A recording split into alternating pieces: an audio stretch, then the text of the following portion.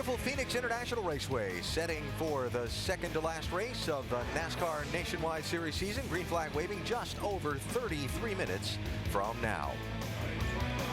No driver wins a race alone, let alone a championship. On pit road today, there is pit exit, which basically dumps the cars off into turn 2 on this racetrack. And we look back to see where Clint Bowyer and Carl Edwards are pitting today. Edwards kind of at the end of the front stretch part of the pit road. Bowyer in the hook down inside. We'll see how that pit position plays into their afternoons as we cross 200 miles. Both Andy Petrie and Ray Evernham are championship crew chiefs who've been in the situation before of having their team have to deal with the pressure of a title run and keep their guys in the game, if you will. And I want to talk to them now more about this championship from the team perspective. Clint Bowyer's team has lost so much ground in the last couple of weeks, Andy. If you were his crew chief, Dan Deeringhoff, or his team owner, Richard Childress, what would you have said to your guys this week? I would sit my team down this week and I would say, look, guys, let's don't focus on trying not to lose this championship. Let's focus on going out and winning it. We've got a great race team, got a great driver, we've got all these things going for us. Let's don't worry about what might happen. Let's just go out here and do what we do best, and that's race on the racetrack, and we'll try to win this race. Let's try to go to victory lane and celebrate. And I'd be saying to those guys, look, you are in the position you are in because you have been the best team all year. Do not be intimidated by your competition. Do not keep reading the newspaper, watching TV. Let's go. We've got a plan. Let's execute that plan, and we'll be drinking champagne in Homestead. Now, you heard from Clint Bowyer just a couple of minutes ago. What would you have said to your driver this week, Andy? It's been kind of the same thing. The thing I would try to focus Clint on is to not be looking in the mirror. Don't be worried about Carl Edwards. Don't worry about what they're doing. Just focus on your job. Look out that windshield. Race out of the windshield. Don't be looking in the mirror trying to worry about where everybody is. Just stay focused, and you can win this thing. You are a great race car driver, and you need to know that and just build confidence in him and his ability and try to bring this thing home. Well, that key word there is confidence, Andy. You're right on the money. I'd be telling Clint Bowyer, you are the man. You are as good as anybody out here. You deserve to be the champion. All he's been hearing is Carl, Carl, Carl on the Cup side, on the Nationwide side. He wants to hear Clint, Clint, Clint. We love you, baby. You can get it done. And don't really have to say much to Carl or his team this week, right, Andy? Just keep the hammer down. Nah, just have fun. Go win, man. That's what he's got to do. Yeah, absolutely. Hey, nice tie, Andy. We'll see you in a little while for the call of the race. Okay, Al. All right. Really, the pressure is on that 2 team to get it done, although these guys have been working hard, I'm sure, all week to keep them motivated about the pressure that they're under here for these final 2 races. Kevin Harvick driving the 33 car today in this Nationwide Series race, going for his 2nd win of the weekend. Last night in the NASCAR Craftsman Truck Series event, Harvick led the final 50 laps en route to the checkers. A big win for Kevin, driving his own equipment. Let's find out what Harvick feels his prospects are for making it 2 for 2 this weekend. He's with Shannon Spake. Well, Kevin Harvick and I were just discussing that win, how excited Victory Lane celebration was. You've won in the Truck Series and the Nationwide Series, obviously in the Cup Series. What is it about this track that just suits your driving style, Kevin? Well, I think it's just the fact that I've been fortunate to have a lot of experience here. The track hasn't changed since I started racing here in about '95. So it's just a fun place to come to when you know every little nook and cranny of the racetrack. And our Camping World Chevrolets were good last night, obviously, and then tonight or today, the cars run really good too. All right, Kevin Harvick rolls off 4th. He said earlier this week that Phoenix, this racetrack, when he was growing up, he thought of it as the Daytona. Well, Shannon, Mike Bliss just a few weeks ago told me I'm going to get fired if I don't win a race this year. Well, the time's ticking away. 2 races to go, Mike. How capable is this race car? It was really good yesterday. This is a car we ran Memphis, qualified fifth here. So it was sliding around a lot, but everybody's sliding. But our times were pretty good, so I'm hoping this Miccosukee Chevrolet runs just as good as it did last time I ran it. And if it does, I think we got a chance. Good in practice and good qualifying effort. He qualified 5th. Alan? Keep an eye on the Blister, who's got a lot of laps on this racetrack over the course of his career. He's one of the guys that came from the open wheel background and had a lot of races here in midgets and sprint cars and that kind of thing. In trying to outrun the mega teams, does a place like this give Bliss a better chance? Absolutely, because this track is more like a short track. I mean, it's just short track racing here, low air pressure, sticky tires. They slip and slide just like Mike was saying. So I really think this fits his style a little bit better. Yeah, Mike's been there, done that too. As he said, he's won in Silver Crown cars here. He's been very successful in the trucks. He knows what to expect when he gets in that race car. So he's at an advantage, I think, because of his experience. And the smaller the track, the more it takes that aerodynamic advantage, that horsepower advantage away from the big teams. Small track comes down to mechanical grip and driver skill. Harvick and Bliss starting 4th and 5th. Couple of guys to keep an eye on today. Others will be watching. Jamie McMurray is our in-race reporter. His Roush Fenway 17 is lined up 6th. We'll be hearing from Jamie very shortly. New face to keep an eye on today, Scott Lagasse Jr. in the 11 car, qualified 7th. It's only his 13th start. He's hoping for his first top 10 finish. And David Reagan 4th in points, looking for what has thus far been an elusive win. Reagan starts 8th in car number 6. It's NASCAR countdown from Phoenix. That's a real rattlesnake right there. That is a real one. Oh my gosh. You want to go out and see if it tastes like chicken? Oh, we're fine right here where we at, baby. Tomorrow, the chase for the NASCAR Sprint Cup from here in Phoenix, with Jimmy Johnson trying to win a 3rd consecutive race at this mile track, and Jimmy starts on the pole. Carl Edwards will come from 15th starting spot, race 9 of 10 in the chase for the Sprint Cup tomorrow from Phoenix, starting with NASCAR Countdown, 3 Eastern Time on ABC. Kyle Busch will hold on and win his 4th Busch race of 2007. Appreciate all your guys' hard work and determination this year. You sure deserve that one. Great job. Proud of you. Great job for Kyle Busch, 3 for 3. Kyle Busch going to come out of turn number 4. He's going to pick up his 2nd straight win here at Phoenix. Oh, yeah, boys. Awesome job. Come on, give me a group hug. Woo-hoo! He won here last November, led 132 laps. He led 133 tonight, and there's the group hug. Yeah, Kyle Busch has won the last 2 Nationwide Series races here at Phoenix, driving the Joe Gibbs Racing 18 car. Only problem for Kyle is that Denny Hamlin's in the 18 today, and Denny won the pole in qualifying. Denny looking for his 5th win of the year. Kyle's in the Braun Racing 32, and he was no slouch in qualifying, running the 3rd fastest lap for the team he won with at Charlotte. Let's hear from the both of them, starting with Dave. Well, last night, Kyle Busch led the most laps in the Craftsman Truck Series race. Kyle, how is your Nationwide Series car today with that in mind? Well, not quite sure. I don't think it's as good as the 18 or the 60 or the 20 for that matter, but it qualified well, so maybe there is something to that. Last week you did something very nice for Sam Mard. This week you gave him something. This week you might be able to take something with him if you can beat his single season win record in the Nationwide Series. Is that on your mind? It is a little bit, but we just got to do what we can here today. I mean, we've torn up a bunch of stuff for Braun Racing this year, so need to try to keep it in one piece for them so they have something to build on for next year. And, you know, we'll see how it goes today with a Behringer Toyota, but as far as the win record, I don't foresee it coming today, maybe next week at Homestead. He has that only win in that 32 car for Braun Racing this year. And Dave catching up with the pole winner now, Denny Hamlin, behind the wheel of the 18 car. That car has been incredible. 10 wins this year. For a guy like you to be able to sit behind the wheel of that thing, what's it like? It's a lot of fun, you know. Kind of feel like Jimmy Johnson on the Cup side. You know, it's the car's got so much speed built into it. You know, the balance can be when it's on, it's really on. But when it's off, you can still race those guys. And you know, we definitely have a car that we can feel like can contend for the win. We just got to manage our tires. We had a flat in practice, so we had to use an extra set. So if we get short runs, we're going to be in trouble. Aside from those short runs and managing your tires, what do you anticipate being the biggest challenge this afternoon? Well, you know, that's going to be our biggest challenge is making sure we have long runs in this race. If we don't, it's really going to bite us at the end. We've seen how much the tires have meant at the end of these races for the last couple of weeks. So we're going to try to get this DLP Toyota to stay up front and without cautions. Well, the last time Denny Hamlin was behind the wheel of the 18 car was Kansas. He led 99 laps and went to victory lane, Alan. We'll keep an eye on him. You want to talk about a dream team. Joe Gibbs Racing in this Nationwide Series 2008 has been the dream team. In 33 races, 19 wins. And they've won 5 times in the 8 races since the late August suspensions of some key personnel. Really quite an amazing accomplishment for coach and company. Really interested to hear Denny Hamlin's comments there about the flat tire in practice and managing a set of tires. It's a critical thing that comes into play in this series, Rusty, that doesn't come into play normally, managing tires. You're exactly right. That could bite him. And they get 6 sets of tires, Alan, when they unload here. They burn one of them in practice, burn one of them in qualifying. That leaves them what they qualified in 4 sets. So if you lose one of those sets, just like Denny said, it could kill them right there at the end of the race when you need those good sticky tires. All right, now let's talk about this racetrack. One of the things that makes it a big challenge for both drivers and teams, it's totally different from one end of the track to the other. Oh, it really is. We're getting down to turn 1 right now. This is a very tight corner, and you got to keep the car right on the bottom of the racetrack, then let it taper up. And when you let it taper up, that wall right there, man, I guarantee a lot of people are going to hit that and crash their cars. You come off of 2, you think you get to relax. You don't. You got to get the car pointed at the rumble strips, get up to the wall, and it takes you to turn 3.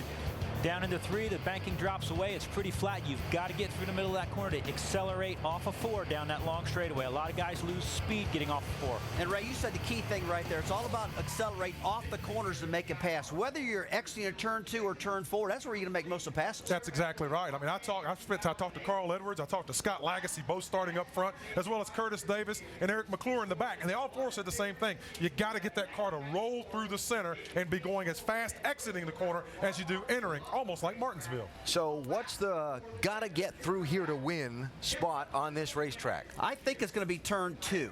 You got to get through turn 2. You're going to see a lot of guys clobber the wall off of turn 2, the rear quarter panel. The track flattens out right there. They hit that wall, Ray, and that's a real problem for a lot of people. I think it's the exit of turn 4. I think you've got to get position on that guy on the inside of the straightaway. Then you can take that preferred lane, getting into turn 1, and you've got him beat on at least 2 ends. See, I think it's turn 2 almost as well, because you got to get through this dog leg. Everybody forgets about this. You got to get that car aimed and aim it towards the rumble strips and get it back up to the wall. I think you got to get off turn 2 as well. And I know you were talking before we went on the air. How'd they put a turn in the middle of the backstretch?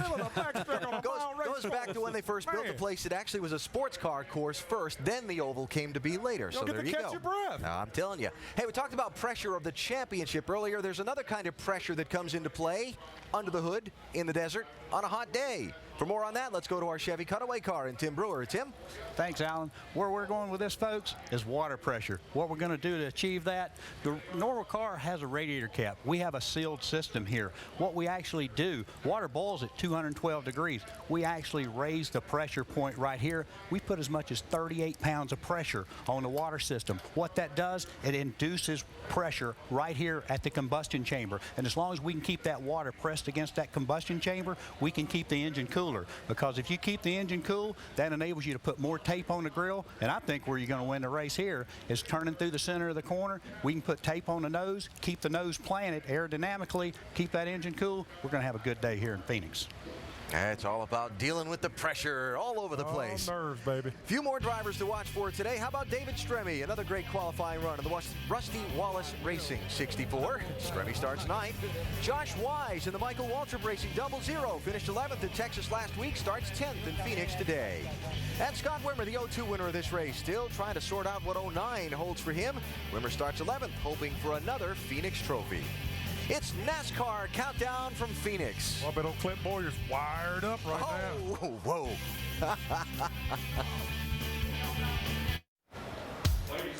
Aerial coverage brought to you by Goodyear. Get there on silent armor technology with the strength of Kevlar for toughness and a comfortable ride.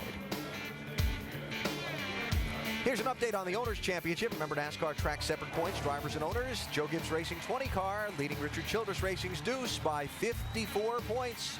Joey Logano starts 15th today in the 20 car. As previously mentioned, Clint Boyer starts 12th in the 2.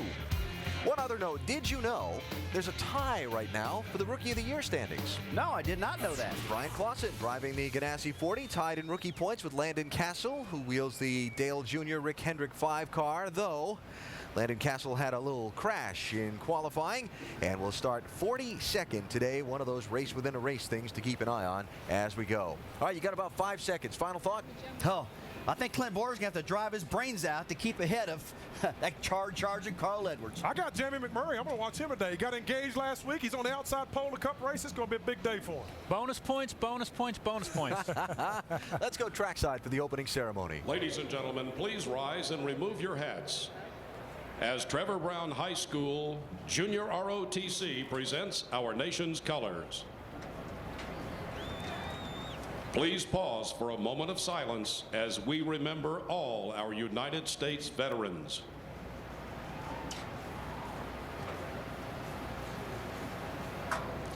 Please remain standing as Phoenix International Raceway Chaplain Ken Bowers offers today's invocation.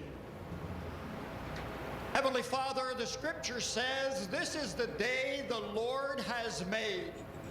Let us rejoice and be glad in it. Our hearts are filled with appreciation and thanksgiving for the perfect Arizona Saturday you've given us here at Phoenix International Raceway. And our prayer today is that there will be safe, competitive racing. Please protect every driver and crew member, official, and those who have come to enjoy this day with us, our wonderful fans. And these things we pray in your name, and everyone said, Amen. And now please welcome Susie Krantz as she performs our national anthem. Oh, say, can you see by the dawn's early light what so proudly we held at the twilight's last gleaming, whose broad stripes and bright stars through the perilous fight o'er the ramparts we watched were so gallantly streaming, and the rocket's red glare, the bombs bursting in air, gave proof through the night that our flag was still there. Oh, say does that star-spangled banner yet wave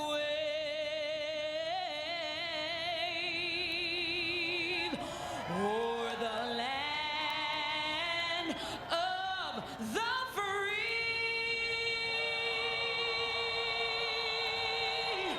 and the home of the brave.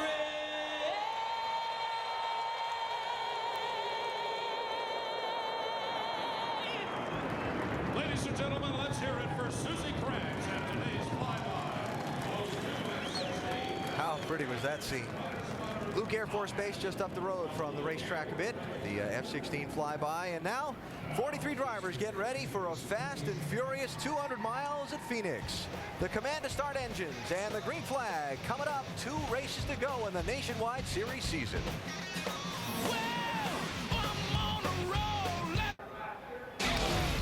The NASCAR Nationwide Series from Phoenix, presented by Craftsman. There's a Craftsman in all of us. And in part by MotorStorm Pacific Rift, only on PlayStation 3. 2 races to go in the NASCAR Nationwide Series season, and the spotlight on the 2 drivers competing for the championship. Can Carl Edwards continue to chip away at the point lead, or will Clint Boyer grab the momentum back with a solid drive at what's been one of the Childress team's strongest tracks? Gorgeous afternoon in the Valley of the Sun, and before they fire them up, let's go upstairs for the call of the race. Here are Dr. Jerry Punch, Andy Petrie, and Dale Jarrett. Gentlemen. Thank you, Alan. And take a look at how narrow it's gotten here the last few races. Carl Edwards moving in the last 5. 1 win, 5 top 5s. And Clint Boyer has yet to lead. Hasn't led a lap in the last 6 races. You got to love this time of year, folks. The drama and pressure really building as we're headed down to the stretch in the NASCAR Nationwide Series Championship. And Andy, you know, Carl Edwards running out of time, only 2 races left. Clint's having his lead whittled away. Now, who has the most pressure and why? Well, you'd think that it would be Carl Edwards trying to make up ground, but really it is Clint Boyer. When you're the leader, you've got all the things to lose by trying to win this championship, and you got the championship to lose. But for Carl Edwards, all he's doing is having fun. He's winning races, leading laps. He's doing everything he needs to do. Really no pressure on Carl Edwards. DJ, in the garage area, the assumption is that that Carl Edwards is really attacking here these last 5 races. You saw the graphic, the win and the laps led. But Clint Boyer is trying to defend. Should either one of them change their strategy these final 2 races? No, I really don't think so. Carl's doing everything that he needs to do. He's putting as much pressure on Clint Boyer and that team as he possibly can. He's running hard. He's leading laps, doing everything that you'd want to do and trying to catch up. But there's the key. He's trying to catch up. Clint Boyer is doing what he has done all year, and that's being consistent. And that's all that he has to do in these last 2 races. He doesn't have to win these races. Just do exactly what got him in this position, and he'll be the champion at the end of the Homestead race. One of the trouble spots at this racetrack is pit road, where you can really have problems if you're not careful. Andy, you've won championships as a crew chief. How tough is it to be able to get on pit road, and what's the thing you got to watch here? Well, you got this bend in the pit road you can see coming around to the exit. Right there, you can't really clear your driver very well coming out of your pit stall. so you can't, because you can't see oncoming traffic. But it's fairly wide. It's not as dangerous a pit road as we've seen at some of these racetracks, but the way to pass cars is beating them out of the pits, having a quick pit stop. And DJ, as a driver, you know that you got to be very, very careful not to speed on this pit road. A speeding penalty could cost you a race or maybe even a lead lap finish. Yeah, it's very easy to do too here, especially as you get into that corner part of it as you're exiting. You have to be extremely careful not to get your RPMs up too high right there and get a penalty. Carl Edwards will start on the outside of the front row, and the guy he's chasing in points, Clint Boyer, starts way back in 12th position. So there you see is Clint Boyer back in traffic. He's going to have to go some to be able to get up there and get those 5 bonus points for leading a lap, and you got to believe Carl is going to want to lead right off the bat. Well, they're all cinched up and ready to go trackside, so why don't we go downstairs to get the command, the fire up here on what is a gorgeous day at Phoenix International Raceway. Ladies and gentlemen, please welcome back your Grand Marshal, Senior Vice President and General Manager of Hefty Consumer Products, John Schwab, as he delivers the most famous words in motorsports. Gentlemen, start your engines. Crank him up, gang. Fired up. Fired up. Crank it when you're ready. All right, buddy, fired up. Fired up. Fired up. All right, buddy, fired up.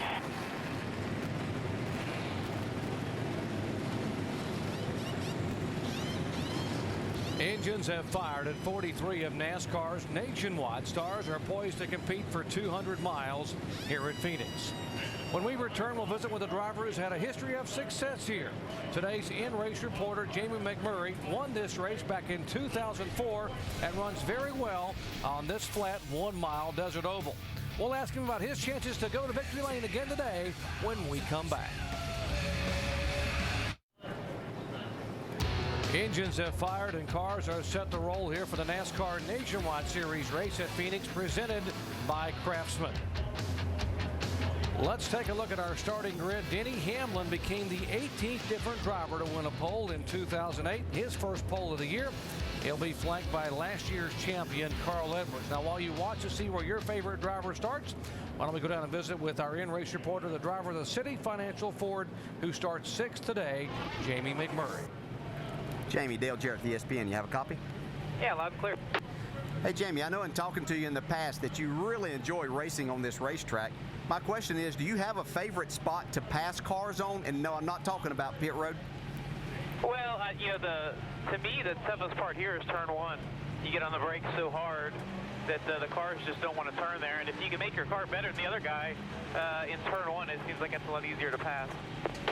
Okay, Jamie, our second question comes from our ESPN mailbag, and Josh in New Haven, Connecticut's got a really good question about later in the race. What adjustments will you make when the sun begins to set and it becomes difficult to see down in turn 1?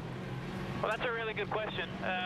You just have to, you know, we've got our windshield taped down a little bit, and the track will probably tighten up as the rubber gets laid down. So hopefully PK and Joey and those guys can make the right adjustments and keep this thing free enough. And it sure would be nice to get another win for City Financial.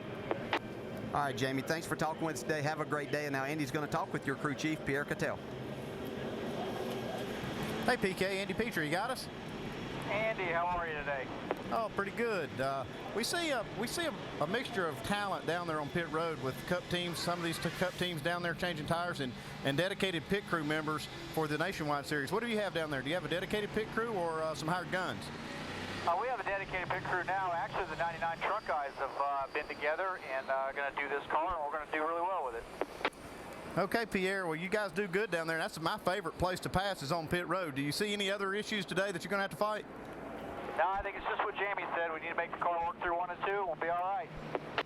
Okay, you guys have good luck, and thanks for talking to us. Well, we focus a lot of attention on the top 2 in this series, but there are several close battles within the top 10 in the NASCAR Nationwide Series standings. To elaborate, let's go down to Shannon Spain. Well, Doc, only 8 points separate the 9th and the 10th place driver, Jason Leffler and Marcos Ambrose. And while both of those drivers are comfortably in the top 10, do not expect them to get complacent. Marcos Ambrose said just this week, we want to finish higher in the standings, and he has his sights set on the top 8. Mike? The pit sign in Kyle Busch's pit, as you can see, the ace of spades. Very appropriate considering what he's accomplished this year. He's missed 5 races. Still, he's collected 10 victories and sits 7th in the standings. He's looking to break the record today, looking for an 11th win. You don't think he can do it in this car, a Braun car? Well, remember back in May in Charlotte, he went to victory lane with his team. He thinks he can do it again today, Dave. The battle for 4th is pretty good too, Mike. David Reagan holds that position right now after a great run at Texas last week where he finished 6th. Mike Bliss didn't have such good luck. He finished 27th today and he dropped to 5th position. And David Rudiman, he finished 8th last week and he has kept himself within 116 points of that spot. Keep an eye on it. It's not over yet. Jamie? Well, the majority of the season, Clint Bowyer's looked to be a runaway. He took over the points lead just 6 races in and hasn't looked back. But 5 of the last 7 races, Carl Edwards has outperformed him. The last 2 races, he's gained 105 points on that championship points lead. Now they are just separated by 91 points. Both drivers have won here in Phoenix one time, but it's Clint Bowyer who's chasing his first ever championship. Guys? Thanks, guys. They are lined up side by side, getting set for 200 laps, 200 miles here at Phoenix International Raceway. Some sleepers, guys? I'm going to go with the 00, Josh Wise. He's starting back in 10th. He had a great run at Texas last week. I like this young man today. I'm picking A.J. Allmendinger. He's driving the number 9 car, and this is a good racetrack for him. It's his first start of the year in this series, but look for him to make a little noise today. Guys back in the pack up front, it is Hamlin and Edwards on the front row. How important is it for Carl Edwards to be able to beat Denny Hamlin down and lead this lap to get those 5 bonus points right away? Yeah, he's going to try to get out there. This is an exciting race. This is short track racing. Even though it's a mile long, this is short track racing at its best of what these guys are going to show us today. Coming down for the green flag at Phoenix International Raceway.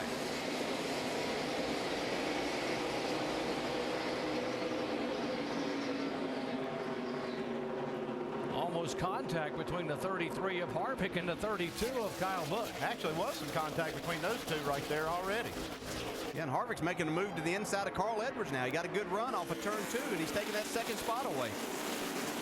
He's the only guy that's got a chance to win all 3 races this weekend after winning the truck race last night.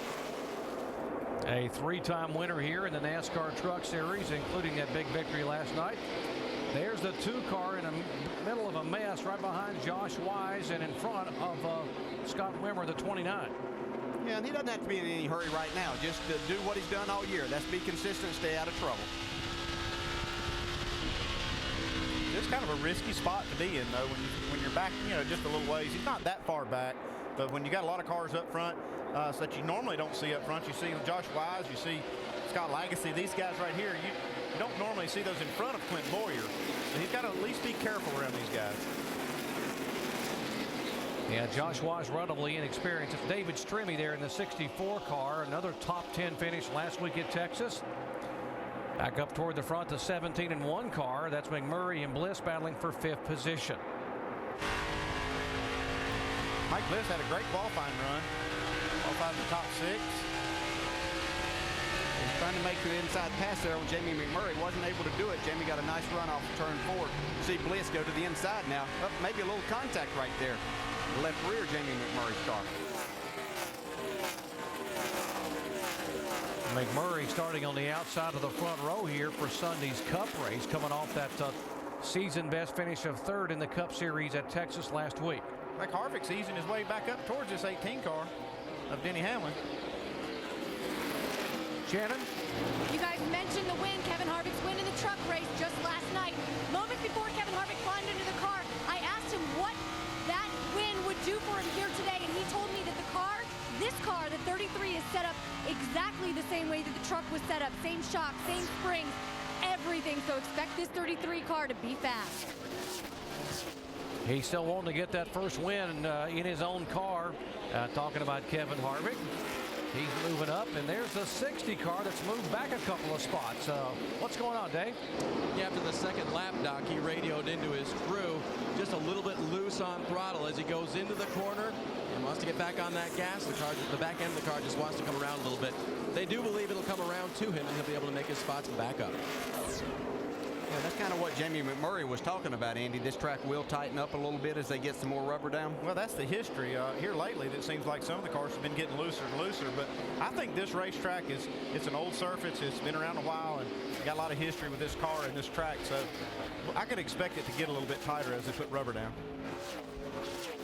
Points differential down to 69 points. Here's a pretty good battle. Here's a 20 car. Joey Logano trying to make a move and take a position away from the 00, Josh Wise.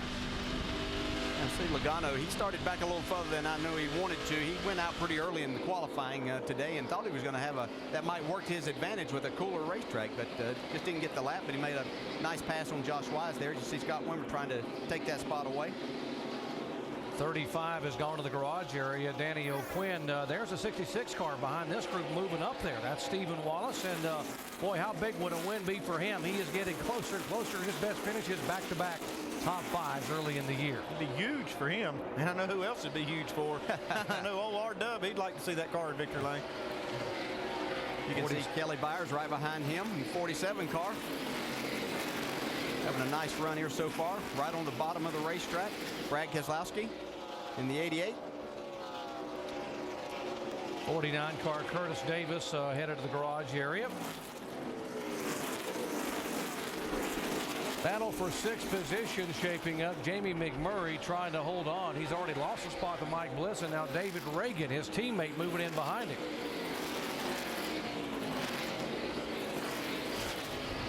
You can see David Stremmy's caught this group too. Jamie may be struggling with his race car a little bit right now.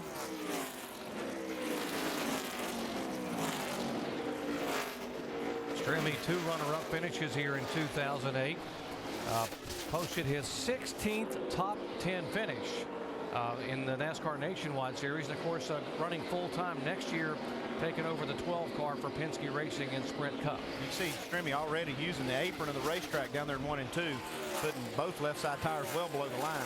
I'd have to say that his car is a little on the tighter side if he's doing that. That's not somewhere you venture down to if your car's loose generally. You're getting down there to loosen it up just a little bit, but he's making a nice run. You can see the car get loose. He got what he's after. He did. He stuck those left sides down on the apron in 3 and 4, and it did get a little bit loose. 90 car, Johnny Chapman headed back to the garage area. That's Terry Cook, by the way, instead of Johnny Chapman, the NASCAR Craftsman truck driver driving the 90 car. He's headed back to the garage. Well, early on here, all 11 laps thus far have been led by Denny Hamlin, a 4-time winner in the NASCAR Nationwide Series here in 2008, trying to get it done again here today.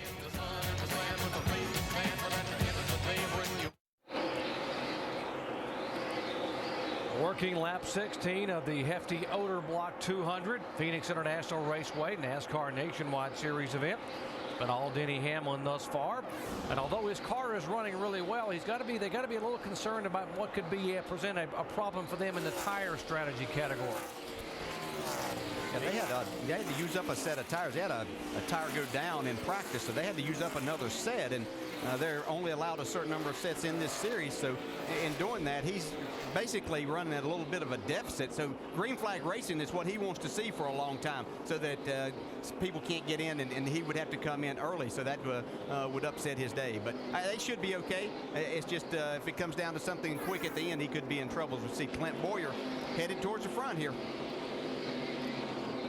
Clint Boyer making a move toward the front, and we always love coming to Phoenix. You get to see so many people out here who love NASCAR racing, but one of the big stars in this area drives an open wheel car. Mike? Yeah, and of course that's Danica Patrick, the Mutual Admiration Club, I would imagine. What brings you here to this race? Well, I am a local, so that brings me here, but just checking it out, and it's another race. What can I say? I'm a race car driver, go to a racetrack. I've got some friends too, I know Tony Stewart and Dale and Sam Hornish and stuff, so maybe catch up with those guys. Anytime you show up at a NASCAR race, people start talking. Can we start any rumors? Well, I'm not going to tell you what to start, but you guys can go ahead and get as creative as you like. I know in the past you had given this some consideration. I know some of your colleagues from Open Wheel have tried this. Have you considered recently coming over here? I think that it's something that's always on the plate for me. I'm always making sure that I'm in the best position possible as a race car driver, and that's all I really worry about, because if I'm successful little things happen after that. So, but again, I'm just cruising around, and I've never said never to NASCAR, and this day is no different than that. And guys, we talk about the mutual admiration, the pit box she's in. Well, the ace of the field, the Nationwide Series this year, she's checking out Kyle Busch and following him today. Yeah, absolutely. Danica Patrick, who won at Motegi, got her first IRL IndyCar win. We look forward to seeing her in our coverage of the Indianapolis 500 coming up next May there at the Brickyard. There, you didn't pick Mike Bliss this weekend. He's moving race forward. I don't pick him as a sleeper, and here he's going to the front. He's 4th place right now. Joey Logano also moving up. You saw Clint Boyer going by David Reagan a moment ago. Now Joey Logano trying to move by and take that 9th position away. It looked like David Reagan struggling just a little bit with his car. Caution out. Caution on the racetrack. Debris in turn 4, we're being told.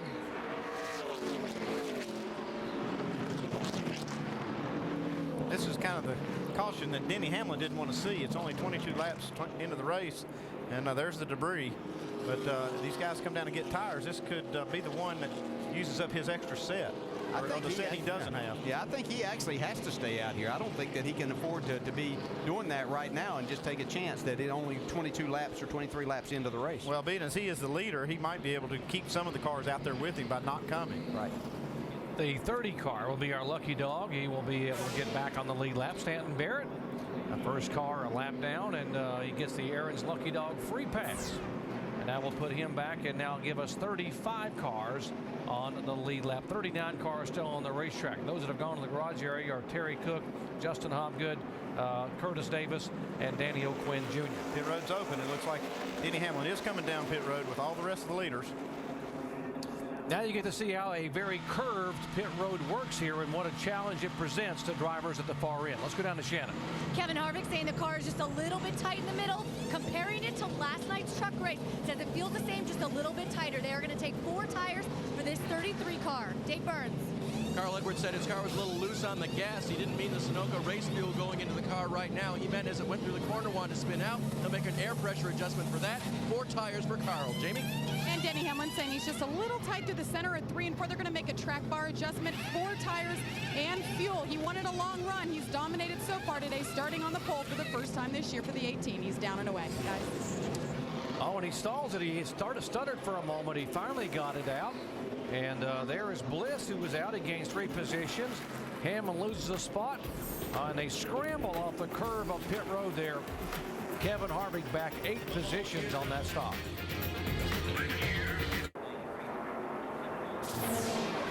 Getting set for the restart, NASCAR Nationwide Series at Phoenix, presented by Craftsman. Mike Bliss is the leader by virtue of only taking 2 tires on that stop, but it wasn't by design. We'll show you in a moment what happens after we watch this battle up front. The 18 car, Denny Hamlin, trying to move to the inside to retake the lead. He didn't waste any time jumping inside Mike Bliss. Got up to speed. Now he's got the preferred line. I think he's going to take that spot right here. Yeah, Mike Bliss going to settle back into the 2nd position. See Carl Edwards right there in the 3rd spot. Now let's show you. We told you Mike Bliss only took 2 tires, but there was a reason he only took right side tires. I was watching him as we bring him down pit road to show what happened getting into his pit stall. Coming around this corner. Yeah. Coming right into his pit stall. He has an opening right before his pit stall, but he slides all the way towards the wall where the left front is basically closed off against the wall, and the tire man and the jack man couldn't get around there to change the left side tires. So they decided to just take 2 and take the track position. You see there, just no room. Kevin Harvick also had an issue in the pits. We showed you that he lost 8 positions on this pit stop, and watch what they do. Everything's going okay on the right side here, but I think they were planning on maybe changing 2 tires here. You can see the front tire changer go back, and he's standing back. He lets the jack man go in front, and that's not the normal procedure there. Then they have some problems. Jackman has to get another couple of pumps to get it up high enough for the left rear. Just a really slow stop by those guys. I think he just threw the rhythm off. Ernie Cook, the crew chief, called for a 2-tire change and then changed it right in the middle of the stop. Here's a change for 2nd spot. 60 car, Carl Edwards going by the 1 of Bliss. And Kevin Harvick wasn't a happy camper either. Let's listen into his radio. I don't even know what to say, Ernie. At 10-4, the jack didn't get all the way up. They didn't even have tires. Just lost 10 spots.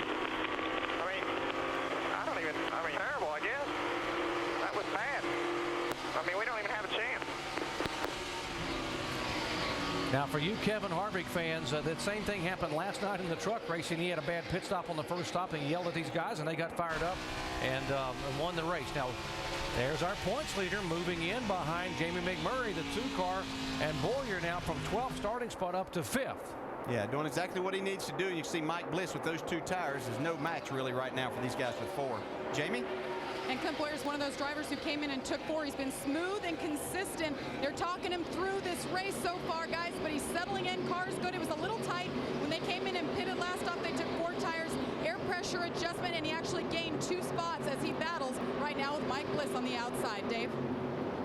Bliss on the outside with that 2-tire stop as Kyle Busch is going to put the nose of his car in there too. Again, we said this wasn't by design. Interestingly, right before the race, I talked with crew chief Mark Reno. Hey, would you ever take 2 tires? Did you ever get a chance to try it in practice? He goes, no, we get so few tires, we can't do that. So we really didn't get a chance to try it. Well, they're trying it now and they're getting past. Mike.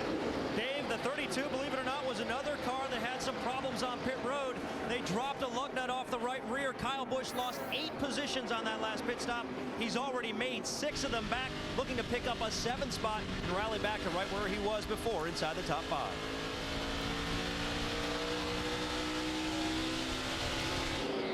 Also on that stop a moment ago under caution, Joey Logano had to come back down pit road. He was running in the top 10. He came back in and they were pulling on that left front fender. Yeah, some contact. As we see 3 wide racing right here. Kyle Busch is having a hard time going around. Mike Bliss, Scott Wimmer. Nobody giving. Here we go. Mike Bliss gives a little bit. There'll be more people pulling on fenders. These guys get 3 wide at the racetrack here. Absolutely.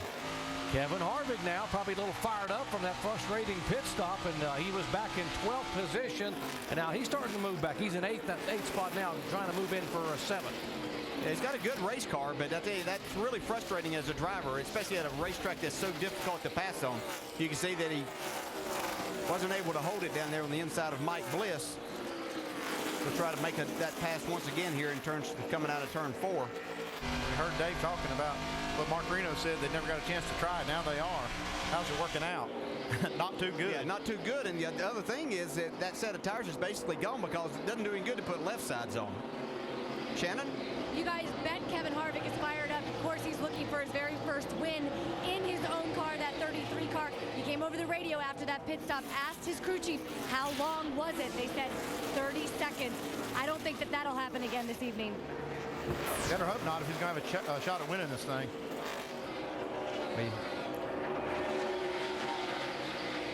Here are some young drivers and trying to make their way. The 5-car, Landon Castle, started in the back of the field after he had troubles with his primary car. Got a car torn up here. David Rudiman got the whole right side tore off.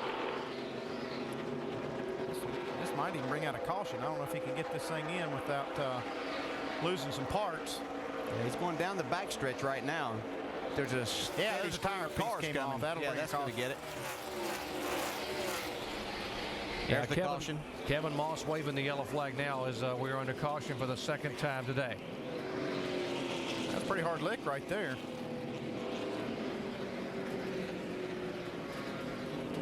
Let's see if that right front tire went down to start with. No, it looks like he's just on the outside racing hard. He in the 88. You just run out of room so fast over there coming off turn 2. Yeah, you really want to stay in the throttle, but it's really easy to get up high. You lose just a little bit of grip and sends you into the wall.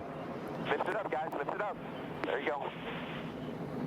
Having a hard time getting a jack under it. Now finally get it jacked up. Under this caution, the 22 car of Mark Davis will get our free pass. The Aaron's lucky dog. First car lap down, he'll get back on the lead lap. Back with more from Phoenix here in just a moment. How much longer will it be till we cross that lead? Don't forget tomorrow, second to last race in the chase for the NASCAR Sprint Cup. Jimmy Johnson on the pole for the event at Phoenix. Carl Edwards going to come from 15th starting spot. Can Carl keep chipping away at Jimmy's lead? Or is Jimmy going to give one of those emphatic yes moments in the championship with a victory? 3 Eastern on ABC, starting with NASCAR Countdown. Chase race number 9 tomorrow.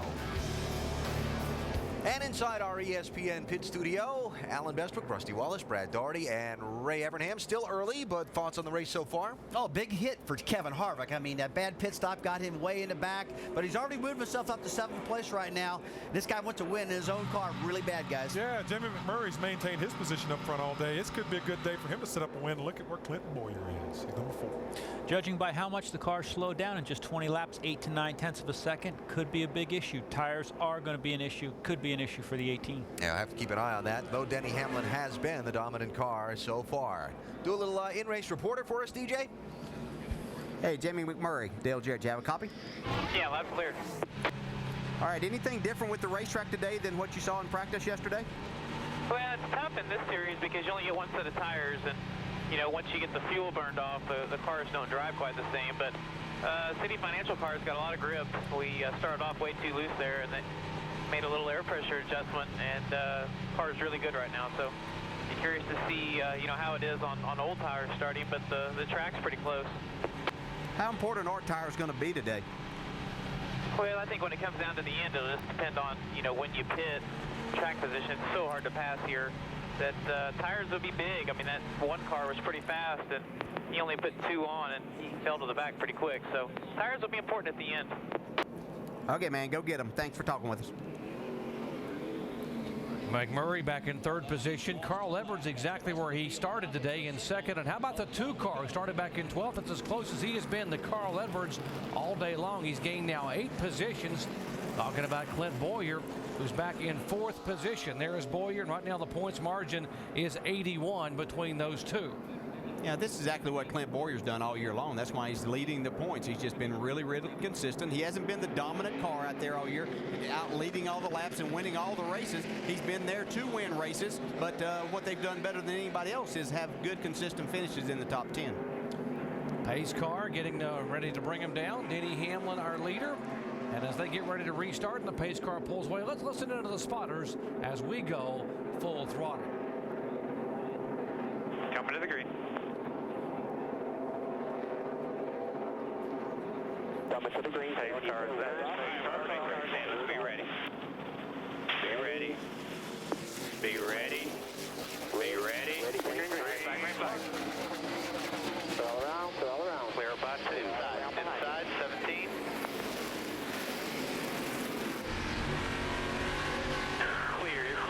Clear. 32 coming out.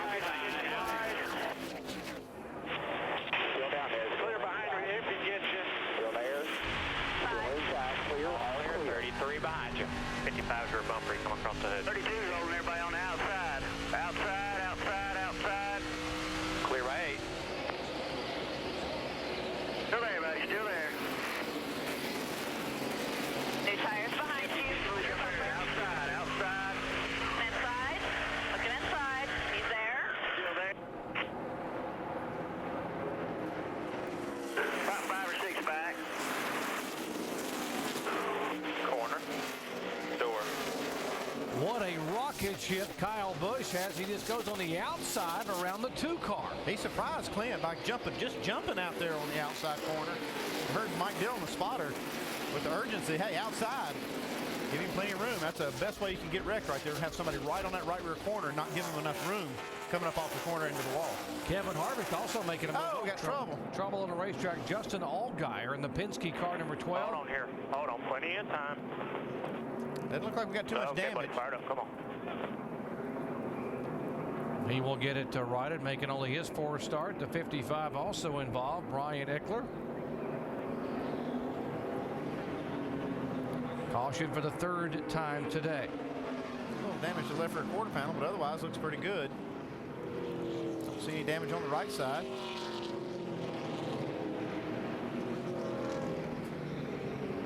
Not much damage there for Justin Allgaier either, so everything looks to be okay. Wow. He's got a bumper. Somebody's back bumper stuck through the headlight door.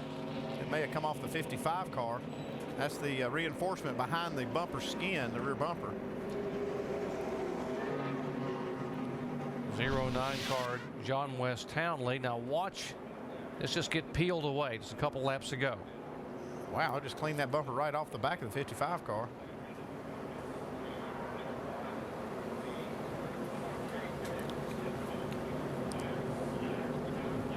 Here's the incident that brought the caution flag out to 12 spinning in the 55, trying to get Woe down so he doesn't hit him. Yeah, nice job of getting stopped there. There he goes. While they clean that bar up, we'll take a break here at Phoenix International Raceway. Under caution for the third time today, Denny Hamlin has led 45 of the 48 laps thus far. Back in just a moment. Well, we rolling for wide. Shots from high above Phoenix International Raceway, courtesy of our good friends at Goodyear. Get there on Silent Armor technology with the strength of Kevlar for toughness and a comfortable ride. Working caution for the third time today. See, the shadows are already moving across the racetrack down in turns 1 and 2. They got some shade down there. That could impact a little bit what happens as how this track changes. It's going to get a little more grip down there, and the biggest thing is probably going to be the vision and actually driving in from that sunlight right down into that dark turn 2. Denny Hamlin is our leader. Let's head down to his pits. Jamie. And Joel Weidman, crew chief right now. Denny Hamlin, you guys cut a tire in practice. How are those tires holding up, and is it going to be a concern with these many cautions so far? So far, so good, but the cautions are really helping us out, so hopefully it stays that way, and we can get through this and only have 2 more stops.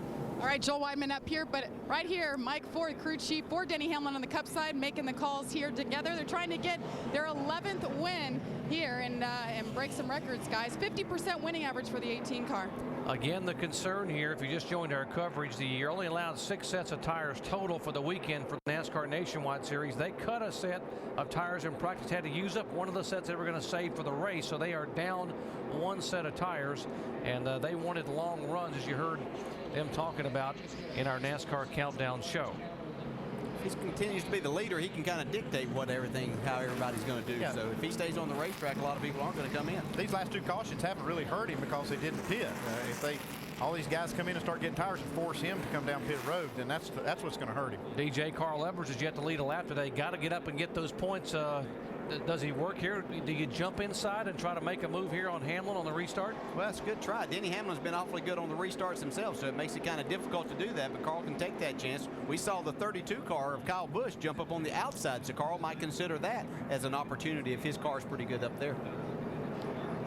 Just have to be careful. We saw Jamie McMurray try to make a move to the inside of Carl on the last restart and actually lost a couple of spots. He's back to 5th now. Hamlin, Edwards, Kyle Busch, Boyer, McMurray. That's the top 5. Coming down to work lap 52 of 200 at Phoenix International Raceway.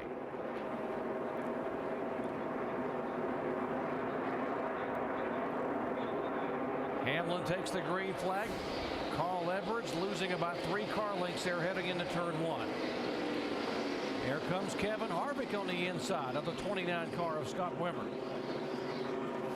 And Kyle Busch to the inside of Carl Edwards. Great run on these restarts for Kyle Busch. I think he's after that win number 11. Yeah, and I his think name in the record books by himself. I think Denny Hamlin's going to have some company up there with that lead now. Got somebody that wants it pretty bad. Kyle Busch won here back in the spring, led 133 laps. There's the points differential, line 2 there on the top of your screen. Carl Edwards now 86 points back of Clint Boyer as they are running 3rd and 4th respectively on the racetrack. See, this is a little bit different line out of Kyle Busch. He's running up the racetrack a little bit, trying to get these runs off the corner. You don't see that a lot here at Phoenix. Seems like the best place around this racetrack is right on the bottom.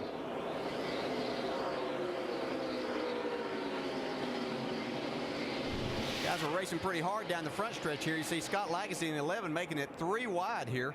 Stephen Watts going to be some contact. Whoa, that's man, lucky that wasn't a big wreck. Steve Wallace did a nice job of holding on. Back up front, here we go. Kyle Busch slides right up on the rear deck of his Cup Series teammate, Denny Hamlin. Today they're driving for different owners. Man, he is right there. Stuck it in there, didn't he? Look here. Man, these guys are racing hard. And we're not even close to halfway. They don't care. These guys race hard all the time. See Carl Edwards coming back into the picture there right behind these guys. I wasn't sure that Kyle Busch had enough room to stick that car going down into one that last time. There's going to be some contact there. Dave. And you don't see Carl backing off at all. Drew Blickensurfer told me this morning, we have got to win the next two, and we are going to be aggressive, both in setup and on the track. It's like our Hail Mary pass. We have to go for it. We've got everything to gain, and if we do win, it'll be a comeback story. Jamie? Hey, Dave, the Joe Gibbs Racing guys, of course, they're watching their guy Denny Hamlin in the 18. They want to take the win because they said next weekend we get the man who's sitting second, Kyle Busch, behind the wheel of our car. They said we want Kyle to win next weekend because we want to be a part of history. We want Kyle Busch to beat Sam Mart's record in our car. So right now, if it ends like this, it would make the Joe Gibbs Racing guys pretty darn happy. Not going to make Kyle Busch happy, though. He wants to win this one. Yeah, he wants that number to be 12, not 11. Right now it is Denny Hamlin, then Kyle Busch, and this guy, Carl Edwards. And we asked Carl Edwards, what's it going to take for you to win this championship here in 2008? Clint and those guys run really well, so anytime we can pick up points without them having some trouble, that's great. But for us to pick up this championship, we're going to have to, you know, we're going to have to gain 92 points in 2 races, and you know, that could happen just by outrunning them, or you know, maybe if they had a little bit of trouble or something and we didn't, and luck went that way, we could beat them that way. But we can't bank on the luck, so we have to be perfect these last couple races.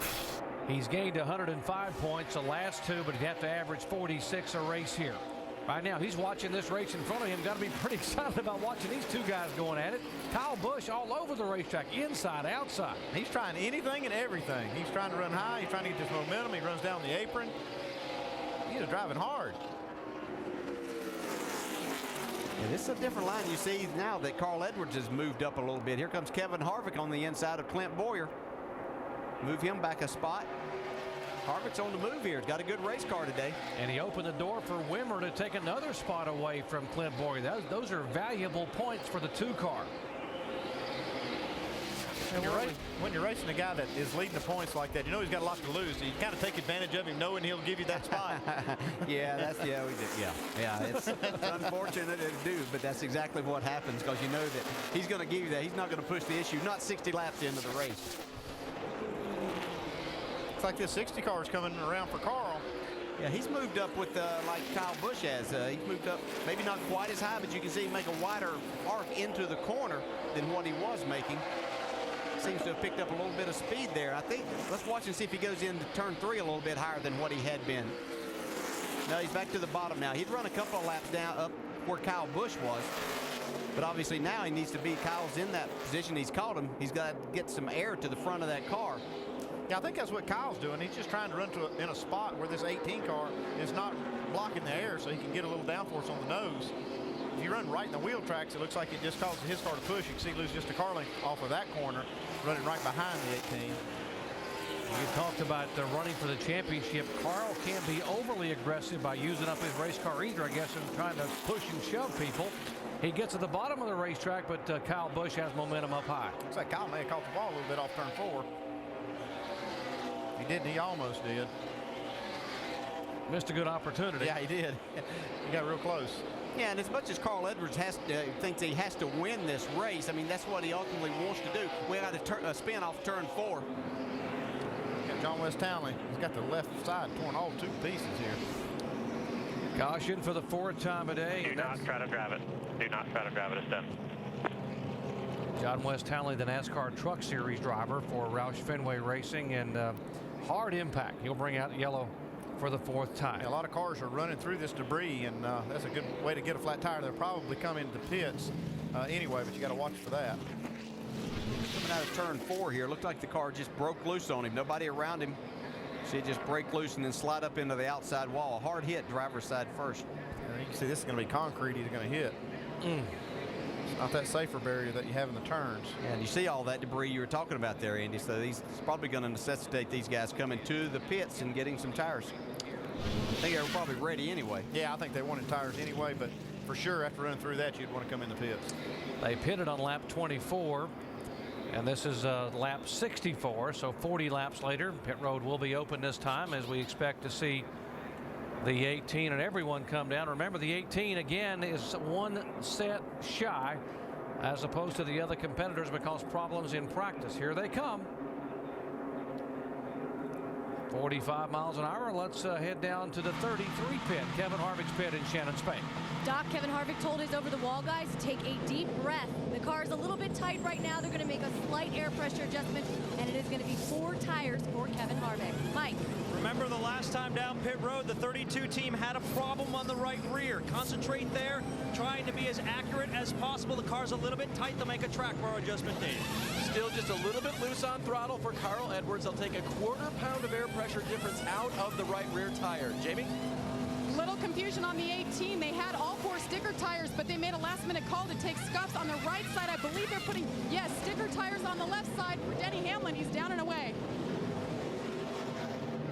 Great race off. Harvick and Wimmer were all side by side. Both of them gained a couple of positions. Harvick's crew responded with a great pit stop. They did. And wow, it was a very, very tight race off of pit road. There goes Hamlin.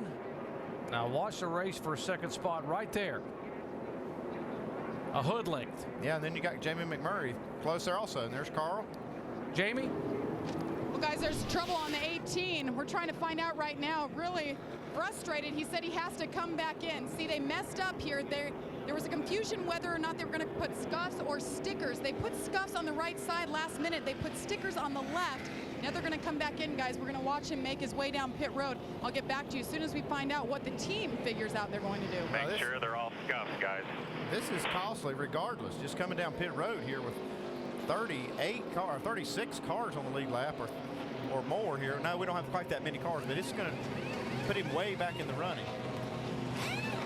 It sounds like they wanted to put scuffs on the car. They were going to get rid of that set of tires because they're anticipating having to make a couple of more pit stops. They want to save that set of stickers for later, but this is really costly coming down pit road. All clear. With this many cars on the lead lap. So he will be at the very back of the field having to work his way through traffic. And we will come back and watch him do it at Phoenix in just a moment.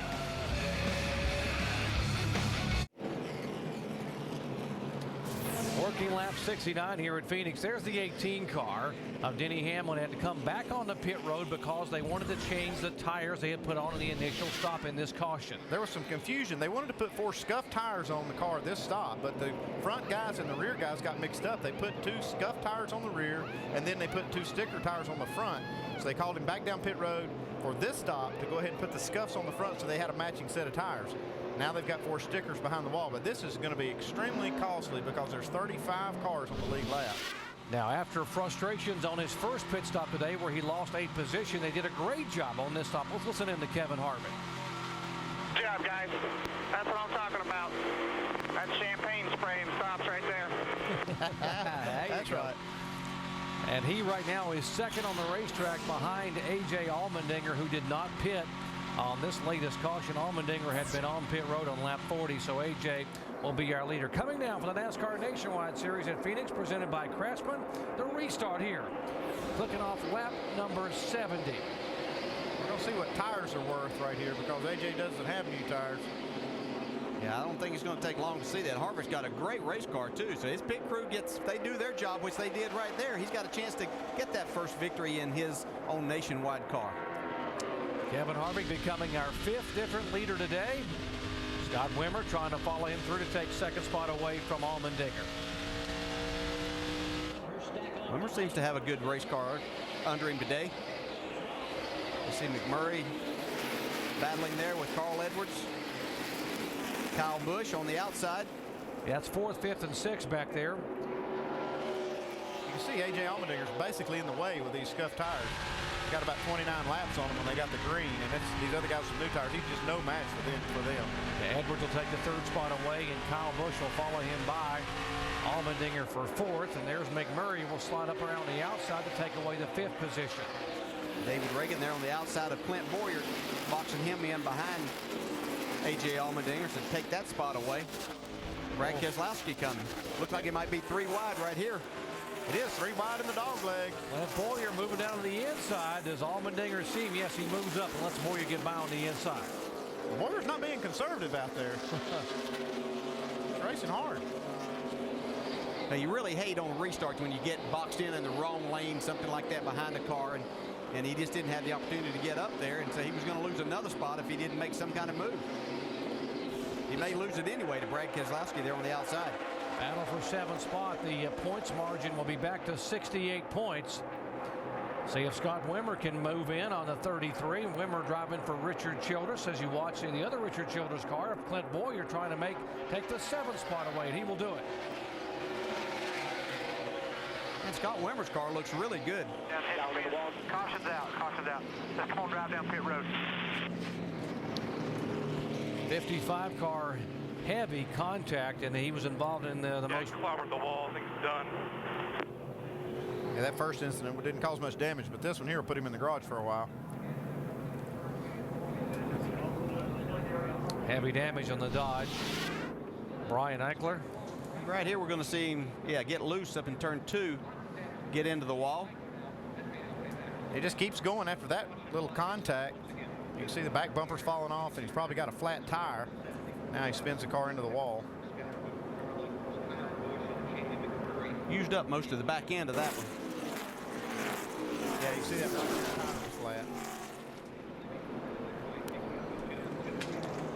Caution number 5 on the day. Kevin Harvick being shown as our leader. We have now had 5 lead changes among 5 different drivers and 5 caution flags in the first 75 laps. Working caution at Phoenix International Raceway, getting set for a restart. Let's listen into the radio of Carl Edwards in 3rd spot. Careful, we're good enough on the long run, but we can't. It's real hard, here in the short run to make up these spots. But you guys are the best down there. You've shown it. So just keep your heads up, or shake it off, or I'm behind every one of you. Crew Chief Drew Blickensderfer got the team together behind the pit box, reminded them the very same things that Carl was talking about, and told them, obviously we need to do a little bit better. And they know they're fighting for this championship, and they'll get it together on the next round of pit stops. And Dave, they moved from 2nd to 5th on that round of stops. You just can't give positions away when it's so tough to pass here, and Carl's having a battle up there with Harvick and Wimmer and Kyle Busch and McMurray in that bunch. Kevin Harvick, our leader. Oh, whoa. Things stacking up. The 2-car involved. He got through, but there was some damage. I told you he was going to do it. I think he got a little damage from that. Definitely got some front end damage. Our points leader, there's a 9-car of Allmendinger. Stephen Wallace involved in the 66, the 22 car. Mark Davis. Yeah, the 88 and the 6 just stopped. How bad's it tore up? Oh, he's got some damage. They're going to have to come down and address this. Steering wheel's fine. The fender's killed. You want to just see it? Yeah, Take it around here. What? Ball pit. Yeah, it's not open. Yeah, they were going to be at the back anyway. To probably benefited him to come on in. Yeah, they got a lot of damage there. The biggest thing is that grill is all mashed down. You see the damage to the left front fender. They are going to hold the 66 car lap. Not that it's going to make a lot of difference, but he pulled up to pit. And they're going to hold him for pulling up. Stephen Wallace on pit road. Let's show you the restart and show you how they bunched up there, sort of accordion style, and the contact. Yeah, it's just one of those chain reaction things where a lot of cars were kind of coming together on that start. The 2 car jacked David Reagan in front of him up. 9 car was contact there with Stephen Wallace. Now watch from Mike Bliss. See, he got into the back of the 38. You're clear. You're clear. Come on. This is Clint Boyer's car. You can see he's trying to get going. Green. Come on. Somebody nailed us. I told you.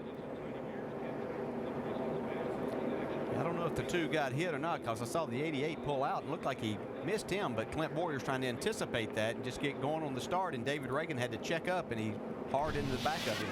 And Joey Logano did a great job to go down and avoid all that mess and right along the pit wall. Stop, open the bottom up a little bit. So they're talking about opening up the bottom grill so they can get some air to the radiator. That opening on the top is really caved in and closed off. This is exactly the kind of thing that they did not want to happen. Turn the bottom there. Open the center up. This is the one thing that can make this a real championship battle when we get to Homestead next week. The points differential was just 91. Put the bourbon over that hole in the front. This guy and Carl Edwards. What they have to do here is just minimize the damage and try to get back out there See the water spewing out there. It's already running hot. Need to get this thing cooled down, get some tape off the bottom. I'd get a little more tape off if I was them. You got to really hope that nothing went through the radiator right there, right, Andy? Yeah, I mean, it could definitely have a hole in the radiator. It doesn't look like you see water coming on the ground. You see it coming from the overflow. Yeah. So I feel pretty good about that. Also, you got to calm your driver down. It sounds like Clint Boyer very frustrated and very aggravated. Yeah, they're getting this off this tape right here. But yeah, the Clint's they got to keep him from going tilt on them here. Also, it looks like that the front end's bent down so much that air dam's going to hit some. You can see it's up a little bit because of the pit that he was in there. Well, it's 2 nights in a row, championship battle has had a major complexion change here at Phoenix. Lap 1 in the Truck Series race last night. Ron Hornaday really wanted those 5 points, but he wanted them too much. He gets into Kyle Busch, and you can see he causes a ton of damage to the front of his car, and now he gets hit by some more trucks. Even hits Johnny Benson, who's the point leader right there. Looked like he was going to lose a ton of points. Didn't turn out that way, though. Benson had trouble, too, and those two were really locked up, basically tied for the point. And now look at the point standings here for the NASCAR Nationwide Series. 4 points difference, but it's Boyer in second spot. With that trouble, Carl Edwards, as of right now, has assumed the points lead in the series.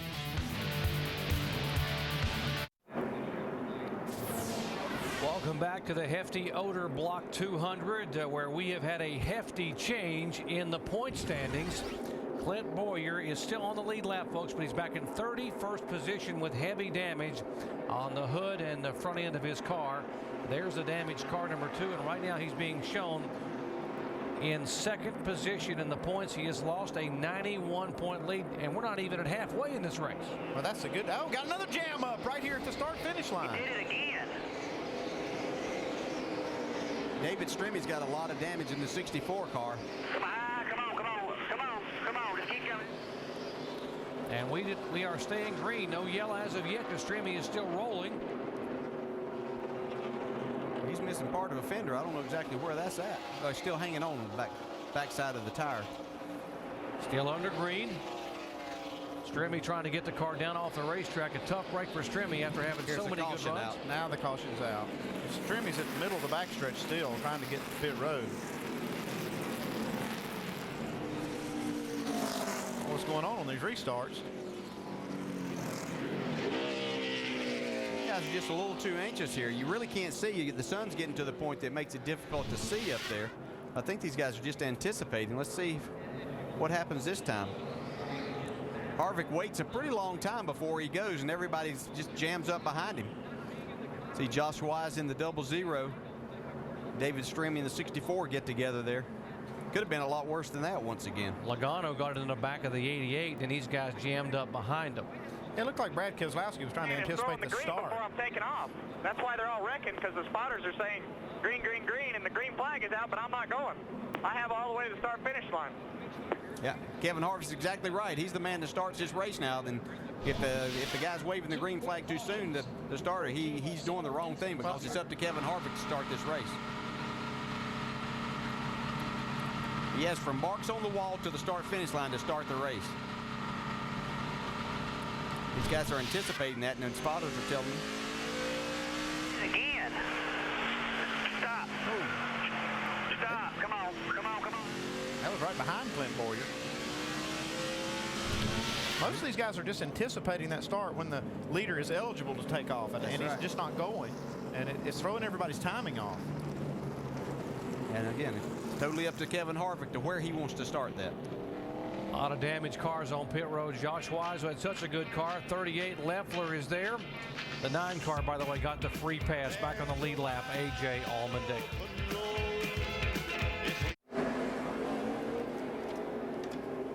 Back at Phoenix International Raceway, working caution number 7. We cannot get this race restarted. We continue to have chain reaction crashes on the restart.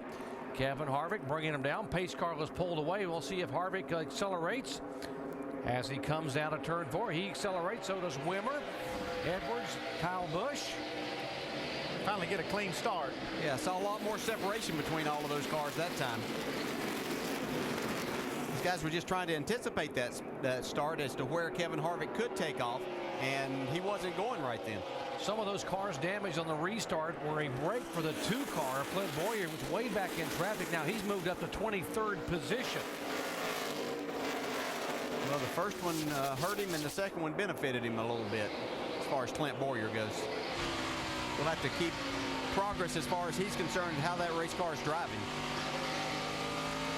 Looking back from Kevin Harvick at Scott Wimmer. That's the car that Wimmer used to win with at Nashville, Tennessee in March. Joey Logano making a move on the inside of Brad Keselowski. And he's been coming up through the field, making good moves. Yeah, it has a really fast race car. If we just joined our coverage, Logano had to come back on pit road and make 2 stops during the first caution flag to pull out a left front fender. So he restarted all the way back in 34th position.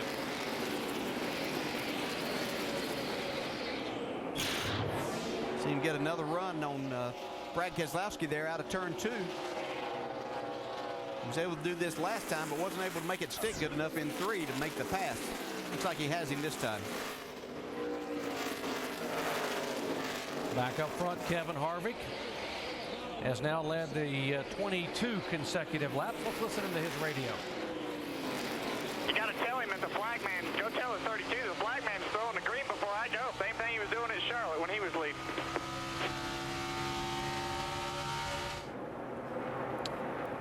Change of position there, 32, Kyle Busch and Edwards. Now, Kevin Harvick's talking about the flagman waving a flag. And DJ, the rule is that the leader restarts the race? Yeah, the only time the flagman is supposed to start the race is at the beginning of the race, the very start of the race.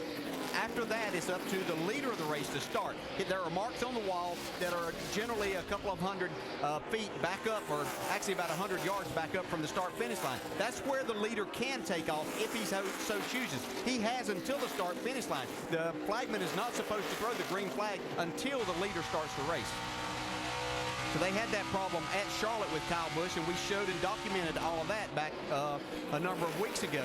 And this is the exact same thing that's happening here, and that's created a couple of accidents on the front straightaway. Well, I've never understood it to be that way, and I think that might be the confusion. I thought there was a point that the flagman would start the race if the leader had not gone by the time they get to a point. You literally have to the start-finish line is what the rule is.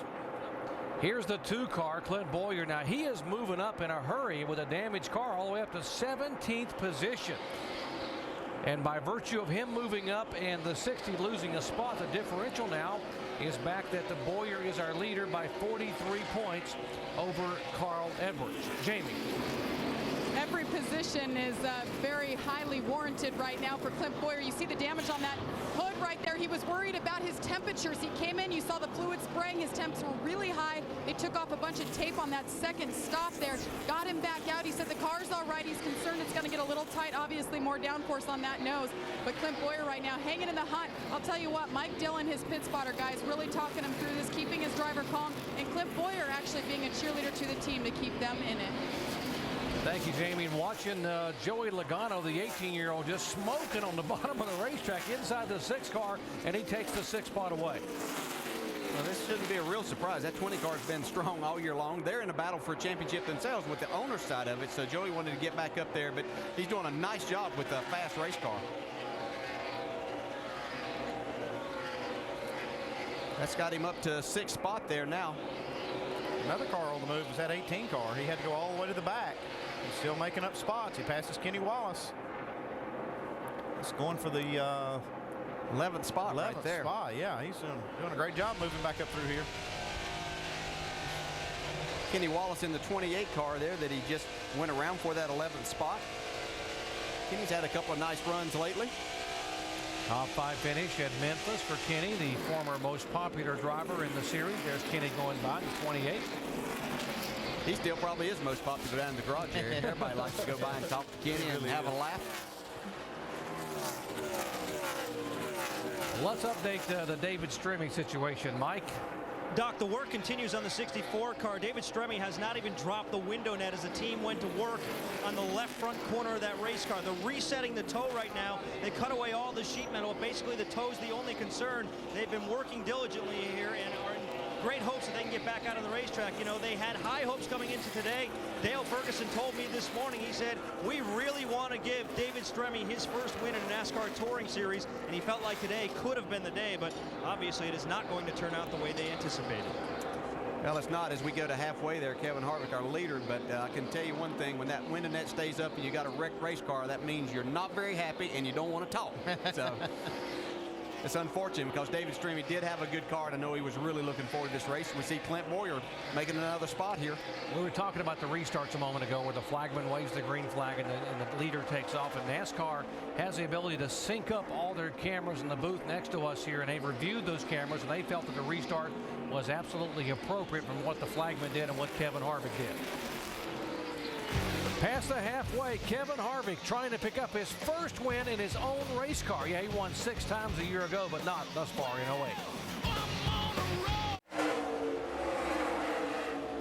Just past halfway of today's NASCAR Nationwide Series race. Coverage presented by Craftsman Phoenix International Raceway. You're looking at the race leader, Kevin Harvick.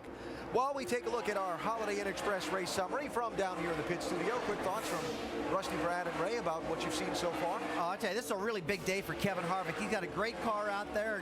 I've been told that he's really nervous about this deal right now. He's lost all sponsorship for that car that he thought he had for next year because of the economy. So Kevin's really driving hard, trying to wake some people up, find a sponsor for next year for that 33. Yeah, I'm trying to figure out what has happened to our pole position guy here, Denny Hamlin. He's really fell off the pace, but it looks like after these pit stops, he may have an opportunity to get back into the groove. He's in 11th spot, but they've really slowed way down. Don't know what's happening to those guys. Big swings in the points championship with the damage to Clint Boyer's car. The thing I'd be worried about is all that metal bent and fatigued. Is it going to cause a premature failure with something else that could put him out of the race? And Boyer's really put on a charge since the restart. He took the green at lap 90 in 24th spot. He is up to 15th and moving right now.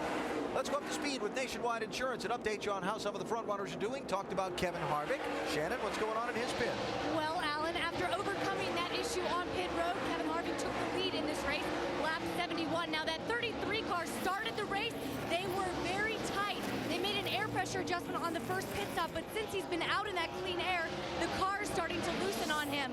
So on the next pit stop, they will go back on that air pressure adjustment, try to make that car just right for Kevin Harvick, and hopefully get him a win today. Dave? Carl Edwards just riding right now behind him, doing very well so far, but not really being aggressive, especially on the restarts. That's one thing Drew Blickensurfer told me this morning that he saw from the Craftsman Truck Series race yesterday. Guys could go on the high side and move around people. Carl hasn't used that much, but his crew chief knows that's something that works here at this track, just in case. Behind him, the 29 car of Scott Wimmer running in the 3rd position. I asked crew chief Pat Smith this morning if he likes Wimmer on a flat track. He goes, I like him everywhere. I think he's really good, and I'm surprised that no one's picked him up so far, as I know, for next year.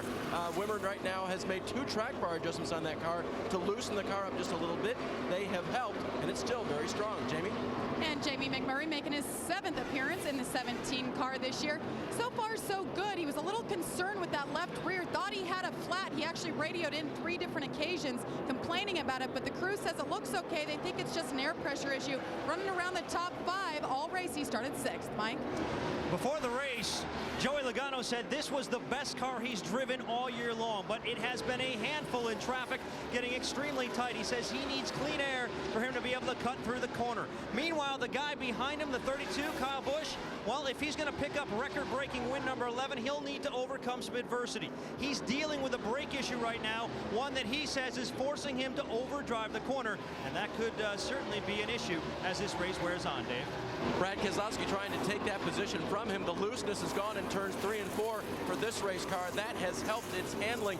Big souvenir for him after last week's first Cup debut at Texas Motor Speedway. The team at Hendrick Motorsports cut the driver's side door off for him so he could hang it on the wall. He said it's really cool. It's got donuts all over it. It's real Days of Thunder-like. Jamie?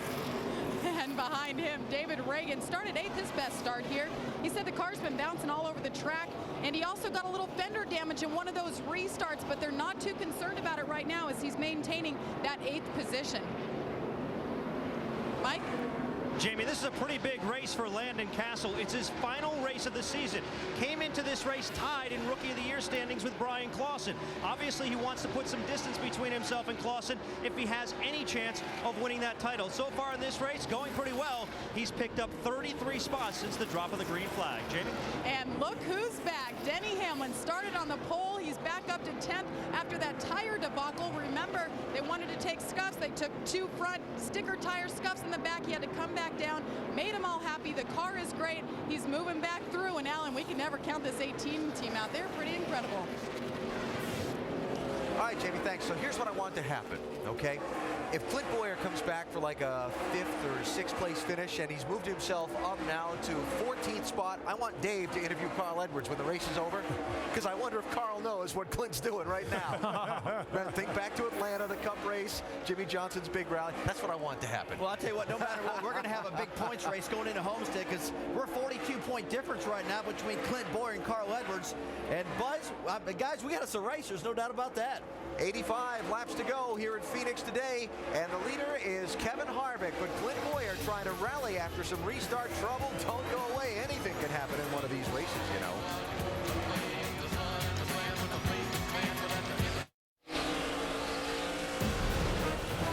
Saturday Night Football on ABC features a tough test for the hottest team in the country as the Texas Tech Red Raiders, led by Heisman Trophy candidate Graham Harrell, host the 9th-ranked Oklahoma State Cowboys. For other regional action, Cal versus number 7 USC. Saturday Night Football presented by Southwest Airlines on ABC tonight at 8 o'clock Eastern Time.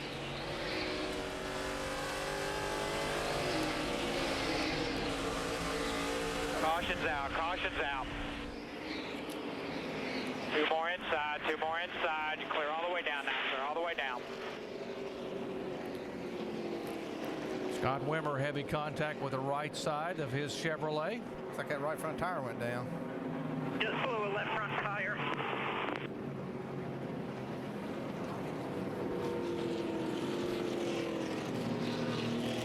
The 81 car, DJ Kennington, will get the free pass, get back on the lead lap.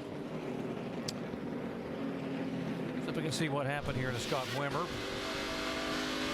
Things fine right here. Oh, there it goes, right front tire. Just blew a left front tire. Well, that's not how Richard Childress wanted to make up some more spots for Clint Boyer by one of his other cars having trouble. But it will gain another spot for Clint Boyer, who's up to 12th now. I heard that Wimmer Just try to get tire on if you can. Try to get tire on it. trying to save time on pit road. 29 was too fast coming in and also too soon, but he will be at the back end of the longest line anyway. Okay, the leaders are coming down pit road. See if Harvick's crew can step it up once again and get him out of here. Shannon? Kevin Harvick, they're going to make a slight air pressure adjustment for this 33 car. 4 tires, and they can make it to the end of the race on that Sunoco fuel. Mike. We'll take a good close look at the nose of that race car if we could. He thought he might have had a little bit of damage. They're going to pull a little bit of tape from the grill. Also, they're going to go up on the track bar, put a rubber in the right rear. He's been tight. They're trying to free him up, Dave. Redemption for the 60 crew, 4 tire change, Sunoco fuel, no changes to the car. All the lug nuts are on, and he's gone. Great stop. Jamie McMurray worked his way up into 4th. Remember, he thought he had a left rear going down. He's adding 2 pounds of pressure in that 4 tires, and fuel, he's down and away. Saw Carl Edwards go by, Kevin Harvick go by, so Edwards will be the first one off of pit road. Harvick loses a spot, McMurray up 2, Logano, who had driven all the way up into the top 4 positions, back a couple of positions. So a lot of action here under the 8th caution flag of the day. Let's show you what Jackman Richard Russell saw out of Clarksville, Tennessee, working on the 25 car Bobby Hamilton Jr.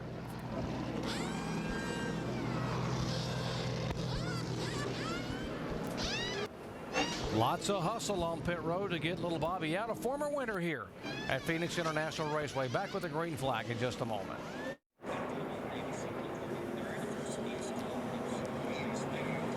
Painting a picture there behind pit road, looking from behind the pit box, and we've seen it all with the racetrack now. Action on pit road on the track, and someone going to capture this on canvas. Under caution for the 8th time today here on lap 127. Now the 29 car, we saw it abruptly go up across the racetrack, and we are being told that they had a melted bead in the tire. That comes from overheating the brakes. Actually, the brakes overheating the wheel, and then it charcoals that bead. Left front tire. go down to our Chevy cutaway car and Tim Brewer, and he can kind of show us how that happens. Thanks, Andy. What you said exactly right. What happens, the heat comes off the rotor into the pad area, but it transfers into the wheel. And after that wheel gets so hot, it literally melts the bead right here. Once it melts that bead, you're pretty much out of business, Andy. And all the air goes out then. That's the only thing sealing the air in the tire. Tough break for Scott Wimmer, though. Not going to go. They were just getting ready to go green, but called for one more lap. Well, we got another lap here under yellow. Let's check in with the boys out in the pit studio, Alan, Brad, and Rusty.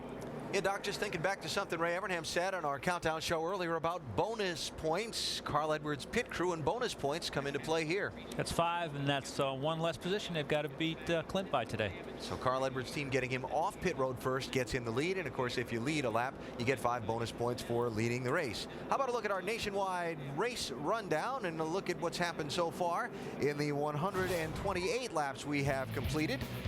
Dominant driver early had some trouble. Yeah, big dominating early, then puts the wrong tires on the car, accidentally has to come down pit road, loses a lot of track position. Yeah, and actually we saw in the points battle here as some things happen, we saw Carl Edwards actually go into the lead as Clint Boyer got banged up, and now it's starting to work its way back out again.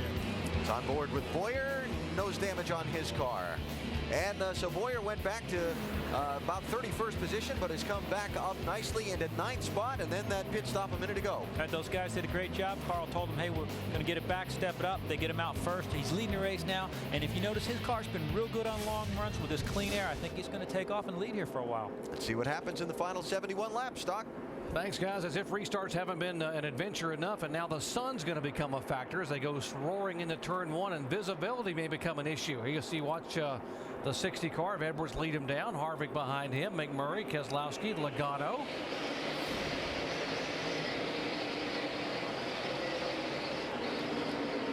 Kevin Harvick staying right with him.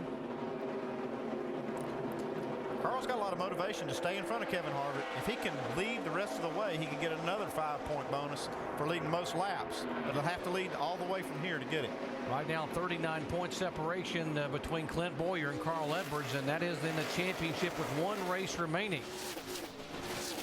Let's listen on the radio for the 2-car Clint Boyer. All right, it's really hard to see if these guys are, stacking up here. Now the sun's down. Get a tear off next time. You're talking about a tear off on the windshield. You can see all the rubber and things that collect on that windshield. They can pull a tear off and just clean that right up, just like a brand new windshield. That's what he wants next stop, but I don't believe they're going to get one. They can go all the way from here.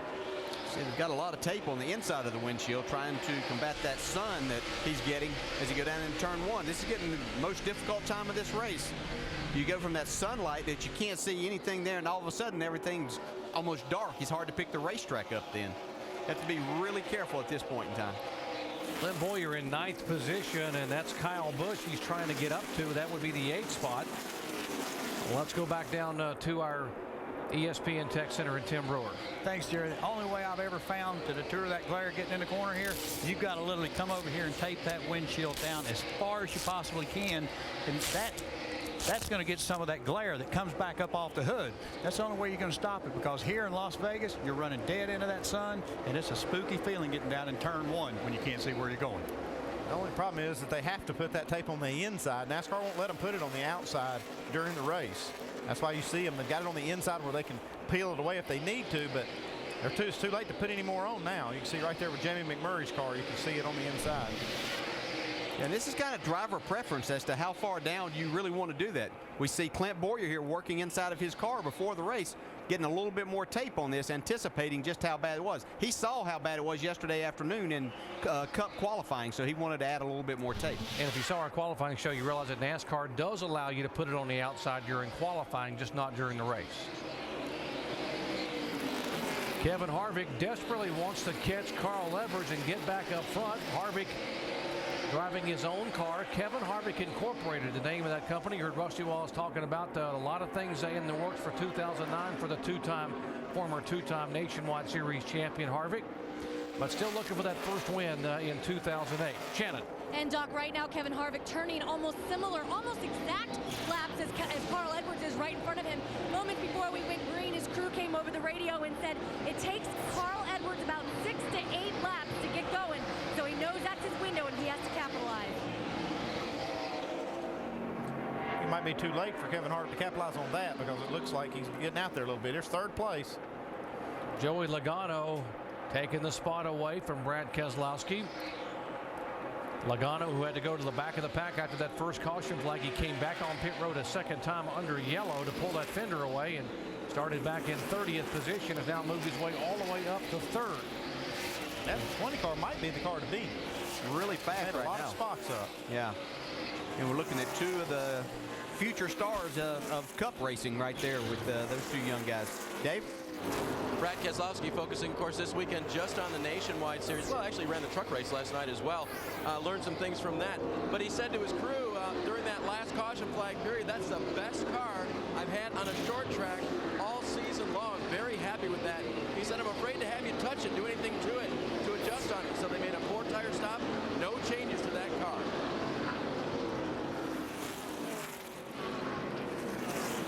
Guys, it shouldn't be really much of a surprise that Joey Logano has been able to grasp this racetrack so quickly. His first time here was back in 2007 in the Camping World West Series. That day, he won the race in his debut. So for him to be able to run the way he is right now, it just shows his natural ability, his ability to really grasp this racetrack. As we mentioned earlier, he feels like this is the best race car he's had all season, just a tick tight, hoping it'll come to him as the sun begins to set here in Phoenix. He could play the role of spoiler here for this guy, Carl Edwards, who wants to be able to lead the most laps and win this race to narrow the gap with one race to go at Homestead, Miami next week for the NASCAR Nationwide Series Championship. Carl Edwards is our leader. Here's the guy who was the points leader by 91 coming into the day, the 2-car of Clint Bowyer back in 9th position. Bowyer trying to get his first championship, 91 points up coming in. But Carl Edwards is the leader, and right now the margin is down to 39 points, folks. Don't go away. Back in just a moment. A lot more coming your way on the weekend here for NASCAR. Tomorrow morning, we begin our coverage with NASCAR Now on ESPN2, 10 a.m. Eastern time to set the stage for what is stop number 9 in the chase for the NASCAR Sprint Cup. 3 o'clock Eastern time, live on ABC, beginning with NASCAR Countdown. Alan Bestwick, Brad Doherty, Rusty Wallace, and Ray Evernham will be set the stage, and then flag-to-flag coverage. And we'll wrap it all up at 10 o'clock Eastern time with NASCAR Now back on ESPN2.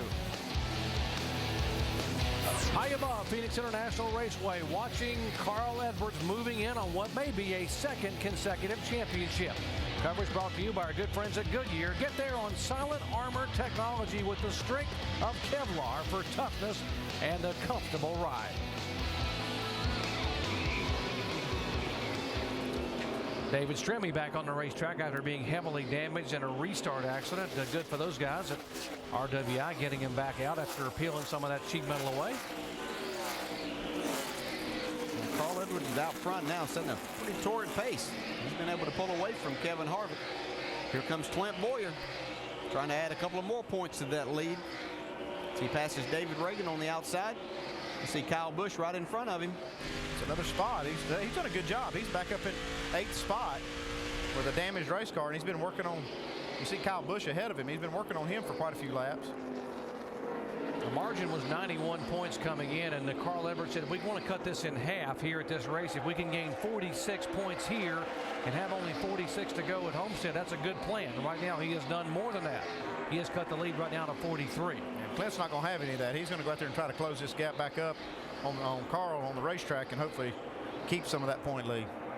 Yeah, it's very impressive what he's been able to do. I thought that aerodynamically that Clint's car would be worse off. Give a call to Scott Wimmer in the 29 car. Remember, he had a bead in the right front tire burn, and he had to hit the wall and stayed on the lead lap and is now moving his car back up into 17th position. Give it to Pat Smith and the crew. They've got this car fixed, got it back out there, pulled the fenders out. This 29 car is still fast. That's A.J. Allmendinger that he's racing with there. See, A.J.'s got some damage on the right front from one of those accidents on the front stretch. Watch the points up top change if the 2 car does make the pass on Kyle Busch. Remember, we told you Kyle was having some brake issues. Drive that damn thing. Let's go. Now go get him. You're better than him, too. Can we make it from here, Dan? 10-4. Well, he's up there where it's gaining 4 points a spot now, so makes that gap a little bit wider. You can see it's up to 47 points now. Kyle Busch pretty helpless back there. He was battling some brake problems in the 32 car, but the 2 car has gone by. So it's Edwards a leader, Harvick in second, Logano, Brad Keselowski, Denny Hamlin, McMurray, and then Boyer all the way back up to 7th position. Yeah, this is very impressive. I really thought he'd have a hard time maybe running. Definitely, I didn't think he would get back to the top 10, but I thought a top 15 would be a really good day. And they're just fortunate that nothing went in there and went into the radiator. The key thing is the crew got the grill open where it doesn't run hot. That was the big thing, and they kept all the parts on there. If Clint Boyer holds on to win this championship, they got to remember what they have done the last 45 laps at Phoenix for a long, long time. The NASCAR Nationwide Series, presented by Craftsman. There's a Craftsman in all of us.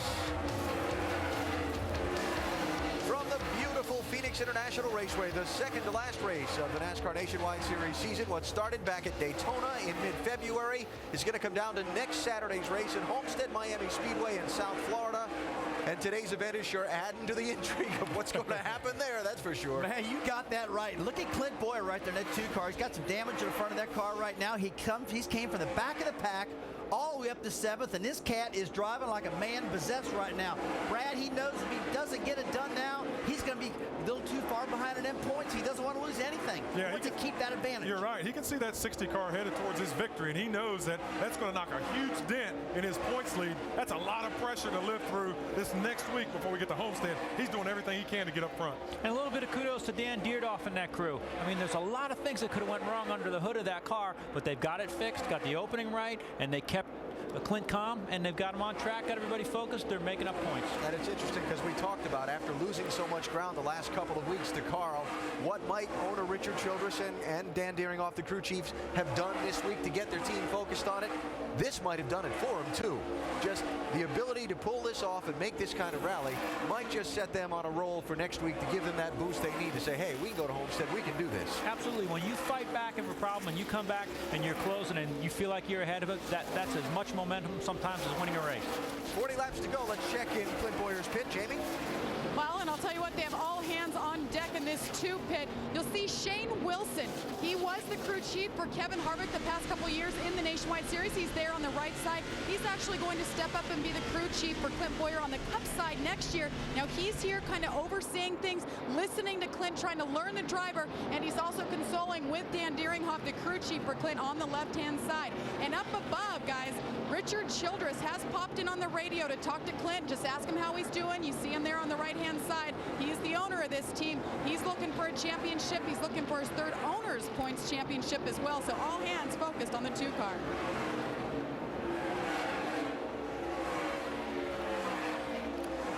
And, you know, speaking of owner points, just another spot to bring up is what a great job Joey Logano is doing in that Gibbs 20 car, running 3rd right now in this race. And that's the car that's locked up with Childress' 2 car for the owner's points. There's Logano. Remember, back early in the race, he had to pit twice on the first caution, went all the way back to the back end of the pack with some left front damage then. And Doc, right now, he's doing a great job trying to help the Gibbs team on the owner's side of this championship. He's doing a phenomenal job, Alan, and in his 18th career start here in the NASCAR Nationwide Series, 12 top 10 finishes, a win in only his 3rd start, 2 poles. And the design was for him to take over the 20 Cup car in 2009, although those plans may be altered a little bit, we're hearing. We'll update you on the news when we get it confirmed down the road, but he may or may not be in that 20 Cup car in 2009, but definitely in the NASCAR Nationwide Series. Clint Boyer moving in on the 17 car. These are valuable positions on the racetrack when you're trying to win a championship, DJ. Yeah, sure are. And this is going to be another 4 points when he can go by Jamie McMurray right here. If he can start continue to make his charge towards the front, every position from this point forward will be 5 more points. He hasn't made this pass on Jamie McMurray yet as they run in on a lap car. We'll give it another shot there on the inside. Car's really performing well. Clint's doing a terrific job. Man, to come from back where he was, drive his way up through. Yeah, watching his lap times, he's been one of the fastest cars on the racetrack. Clear him out this corner. You're clear. And this is a great job by this whole team. And there's those 4 more points. This is the same car that Clint Boyer used to dominate this race back in the spring of 2007 when he led 120 laps. Also won at Richmond later in the year. So Boyer moving up. Edwards trying to hold on to lead the most laps, and he will get 5 more bonus points. A margin right now 51 between the top 2.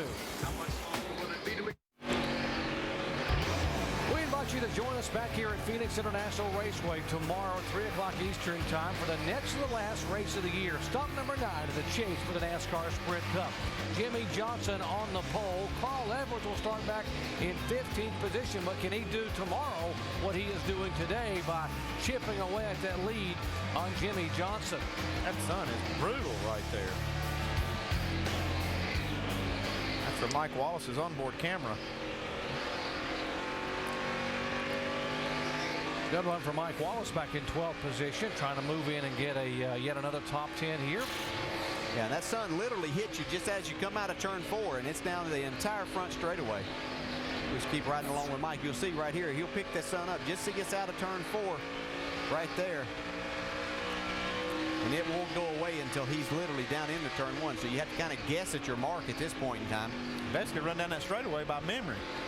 Pretty much. And hope that nobody's had any problems. Guys, less than 30 laps to go here in the Hefty Odor Block 200. And guess who is now in the top 5? The 2 car, Clint Boyer. What a great run. That's a nice comeback. These guys did a terrific job in the pits. This shows what good teamwork will do, Andy. Yes, it does. And you hear his spotter up there just cheering him on. And he knows how important these spots are.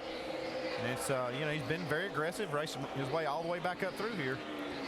If he holds on to win this championship, I got to believe at the awards banquet, they're going to ask Clint, so what was the key? He's going to say, when we had the trouble at Homestead, no one panicked, and we're able to click them off, at Phoenix, click them off one by one and get that car back into the top 5. Yeah, he's got about 4 seconds that he has up to Denny Hamlin, who's in the 4th spot. He's got 26 laps to go. Don't know that he can get another spot, but man, this is a great, great comeback, because this could have been devastating to his championship hopes. Carl Edwards trying to hold on to lead the most laps, and right now he needs to lead 11 more laps to get past Denny Hamlin, who's led 62 laps thus far, to get those 5 extra bonus points. So it is Edwards the leader, Harvick in 2nd spot, Logano back in 3rd, then Denny Hamlin, then the 2 car of Clint Boyer.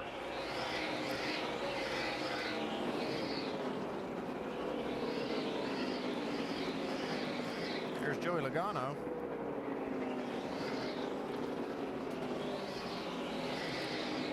Nice comeback for him. All of these guys have been to the back of the pack at some point in time today and made their way back into the top 5.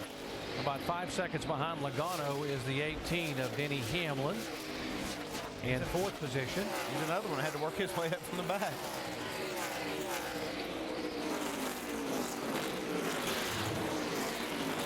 And then back behind Hamlin, another a little over 4 seconds back would be the 2 car of Boyer in 5th position. And there's Clint Boyer. Still going forward. Yeah, about a half a straightaway back of that 4th place car. He has cut it down to just over 3 seconds now, so I know that Denny Hamlin encountered some traffic there. That's Brad Keselowski. He was up in the top 5 at one time, but he's back to 12th. Dave, what's going on there? Yeah, you saw that wiggle right there, DJ. He thinks he has a right rear tire going down. He said it's really, really bad. He's going to try to ride it out, but he just keeps losing position after position. That's sometimes a little risky, but, you know, he can stay out there and make it to the finish. He maybe won't lose too many spots. If he pits, he's going to lose a ton for sure. Brad Keselowski 3rd in the point standings here, 293 points back. Back with the final 20 laps in just a moment. Well, we rolling for a while. Carl Edwards leading the NASCAR Nationwide Series race at Phoenix, presented by Craftsman, with now just 16 laps to go. And Carl, next time by, will tie for the most laps led, and 2 laps from now will be the driver who has led the most laps and get 5 more valuable bonus points. Kevin Harvick in 2nd spot, Joey Logano in third. Another top 5 for Logano if he can hold on. Denny Hamlin fourth, and Clint Boyer is fifth.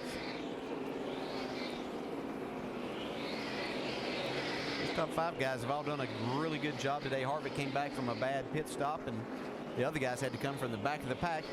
Landon Castle's back in the 8th spot from the very back of the pack. He crashed qualifying, so in a backup car, he's driven up into the top 10. Let's listen into the Clint Boyer radio. He's about the same as be smart right here. Don't overdo it. That's what it is. Heard that voice before, hadn't you? Oh, yes, sir. And you know, RC knows how to make this thing happen as far as winning a championship. And his top 5 finish, if he just stays right there, is just as good as they could expect to do here. That's a great job by the team. And try not to force anything and risk that top 5. We talked about Landon Castle from the back of the pack with this 5 car. His last ride in 2008 here in JR Motorsports, and doing a heck of a job after having trouble in qualifying, starting shotgun on the field, and now trying to take the 7th spot away from a pretty good race driver, Kyle Busch. It seems like ever since Kyle Busch had a little contact with that left front fender, he's just not been as good. But Landon Castle's done a great job. Yeah, it's a really nice job all day long. Driving up through traffic, missing all the problems on the restarts. Good solid day for him. His best finish of the year was 6th at Gateway, and he'd like to be able to take this spot away from Kyle Busch, maybe move in on McMurray and equal or better that. And this is his final race of the season. By the way, it'll be Dale Earnhardt Jr. driving this 5 car next week in the season finale at Homestead Miami Speedway. And also while we were away, the 88 car finally did have to come on to pit road. He had a cut right rear tire. So that not only lost a lap on the track, but then had to come down pit road. He's 2 laps behind in 24th now.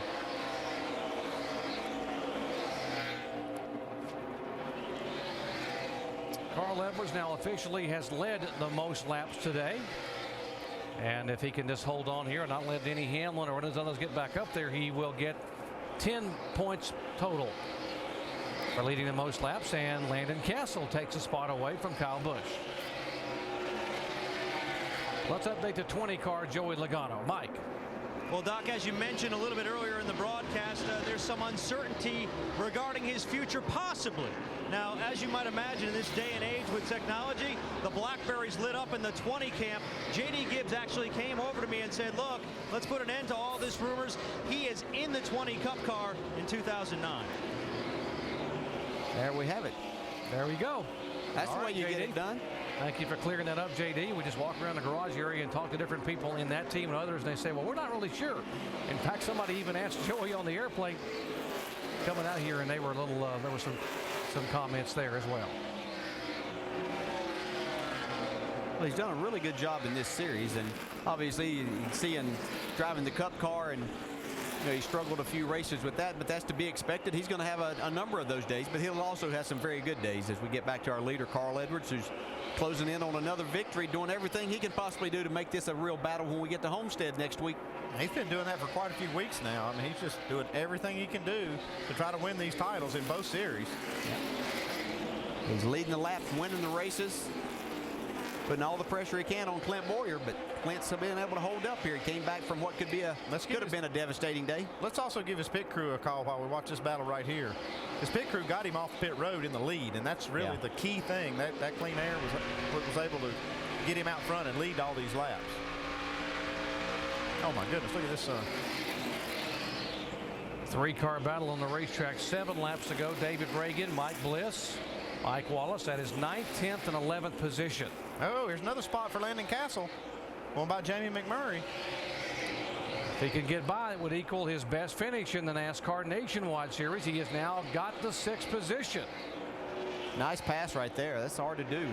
Drive down in there. The tires are old, and things are pretty slick out there right now. It's the longest run we've had today.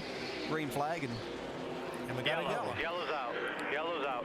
Just when we talked about the longest stint we had, we might have another melted bead right there. That's what that looks like. Whoa. Well, we've only got 8 cars on the lead lap. Fire, Jack. Be ready.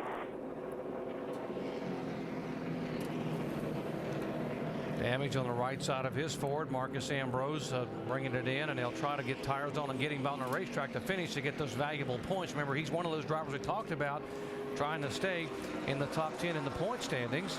Well, we're watching these leaders see what they're going to do here with 6 laps to go.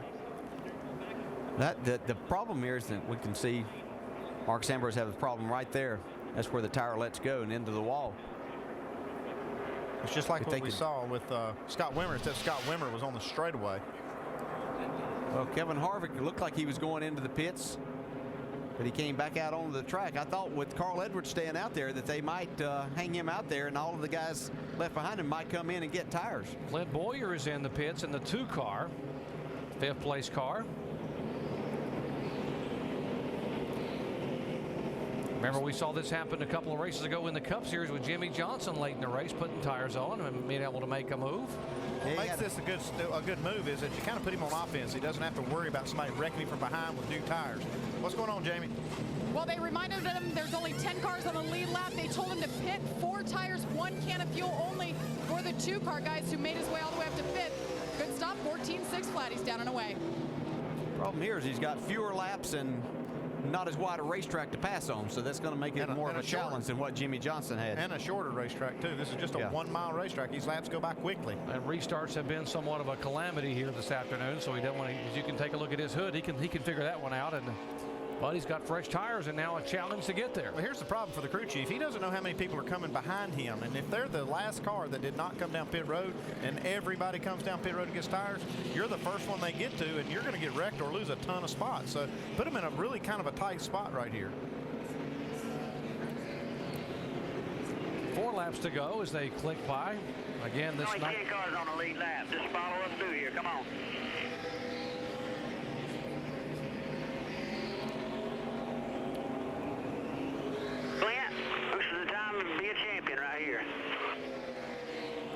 Landon Castle stayed out there and moved up to the 4th spot.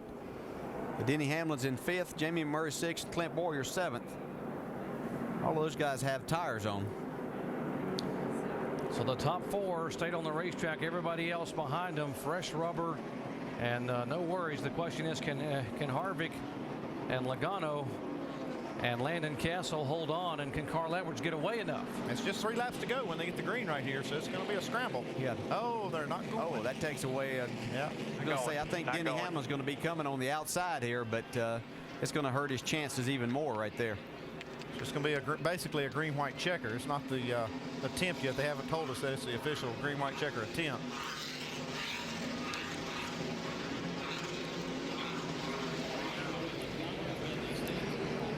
As you said, DJ, wider racetracks and more room to race gives you a little bit of advantage, better advantage with fresh rubber. But here, traffic. And they didn't even give 1 to go right there either. So this is going to be a green-white checkered. Be the 1 attempt that we will make at it. Key thing there is if the caution comes out after they get the green flag, the race is over. They won't even get to run all those laps. But Clint Bowyer made a good move. They only lost 2 spots and they got new tires on, so it's really not a bad move. Yeah, the only problem he's going to have are the 2 guys right in front of him have tires also, so it's going to make it a little bit more difficult to pass them. And so be interesting to see. Yeah, I mean, you take a chance, and that's what you do. Right now, they're 9 points worse off than what they were before the caution came out. See if they will give them 1 to go this time by. Nationwide flagman Kevin Moss, and holds up the flag and 1 to go. Kind of been focused on Clint Bowyer. But how about Kevin Harvick? He wants a shot at Carl Edwards right here. He's going to have 1 more chance. He's pretty good on these restarts too, yeah. He says, don't forget about me, boys. Yeah. Kevin holding up his hand, trying to see their visibility, a serious issue, and they're going to go roaring into turn 1, and right where you're blinded, you're going to have to turn left and try to get under somebody. He'll have a good excuse to tell Carl, hey, man, I couldn't see you. I never saw you. And we know there's no love lost between these 2. This should be fun to watch, folks. Green-white checkered at Phoenix International Raceway for the NASCAR Nationwide Series. Carl Edwards has led the most laps. He will get the bonus points. Right down the margin, 42 in the point separation between himself and points leader Clint Bowyer, who's back in 7th spot. The top 4 cars do not have fresh tires. From 5th on back, everyone else does. Can they get there? Can Carl hold them off? Well, he'd like nothing better than pass Carl Edwards and get his first win in his car. Plus, that would help his teammate on the Cup side, Clint Boyer, try to win a championship. So a lot going on right here. Here we go.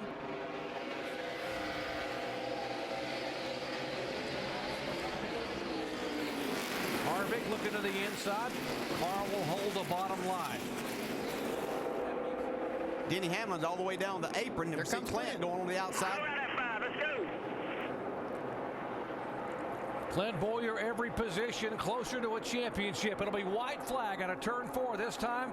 And watch Boyer on the high side going by Landon Castle. White flag. Oh, spin. Joey Logano. He's able to collect it back. No Everything's caution. still green. No caution yet. That's another spot for Boyer. They're still racing. Boyer's still going. Still under green flag, and Carl Edwards pulling away. 18 car gets second spot, getting into turn 3. Boyer's up to 4th. Here comes Denny Hamlin. Does he have enough time to get there? He is coming in a hurry out of turn 4. Here comes Hamlin. Here comes Edwards. And it's a half a car length, and Edwards will get the win. Clint Boyer comes home 4th there.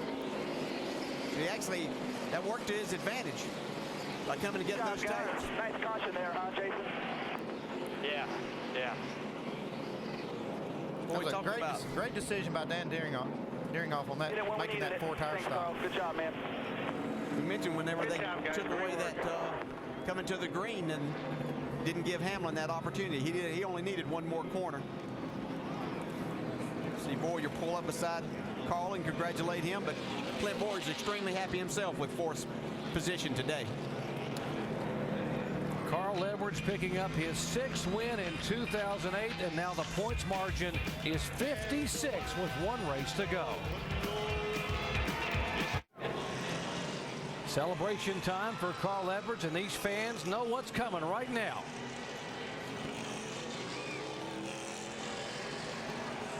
The signature somersault for the 6th time in 2008. Let's go down and visit with Clint Boyer. Jamie. What a run he had for the first time. He's assessing the damage. Clint, did it feel as bad as it looked?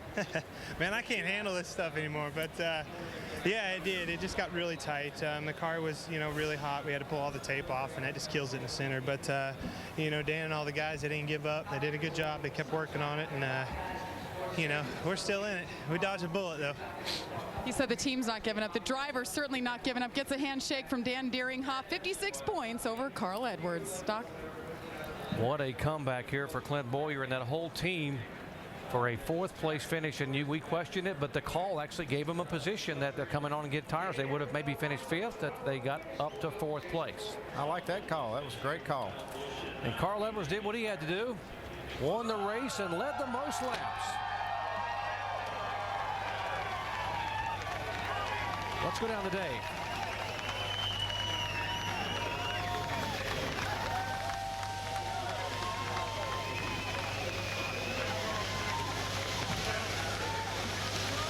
Big celebration for the guy who dominated the second half of this race, led the most laps. Carl, you did what you came here to do. Yeah, that's I can't thank World Financial Group enough. Ford, Scott, Save-A-Lot, and my guys. They did a great job. Man, some of the best races I've had here or in my career have been with Kevin at Phoenix. That was really fun, and I don't know exactly what happened there, why we had to go that extra lap under yellow at the end, but that saved us. Denny was coming, so just can't thank the fans enough, not just my fans, all the fans for supporting this thing, and we got one more race, and we're closing on Clint. That's what it's about. How about your crew coming back after that miscue early on, got you out front, and that's really where it began for the end of the race? Yeah, my guys are they're great.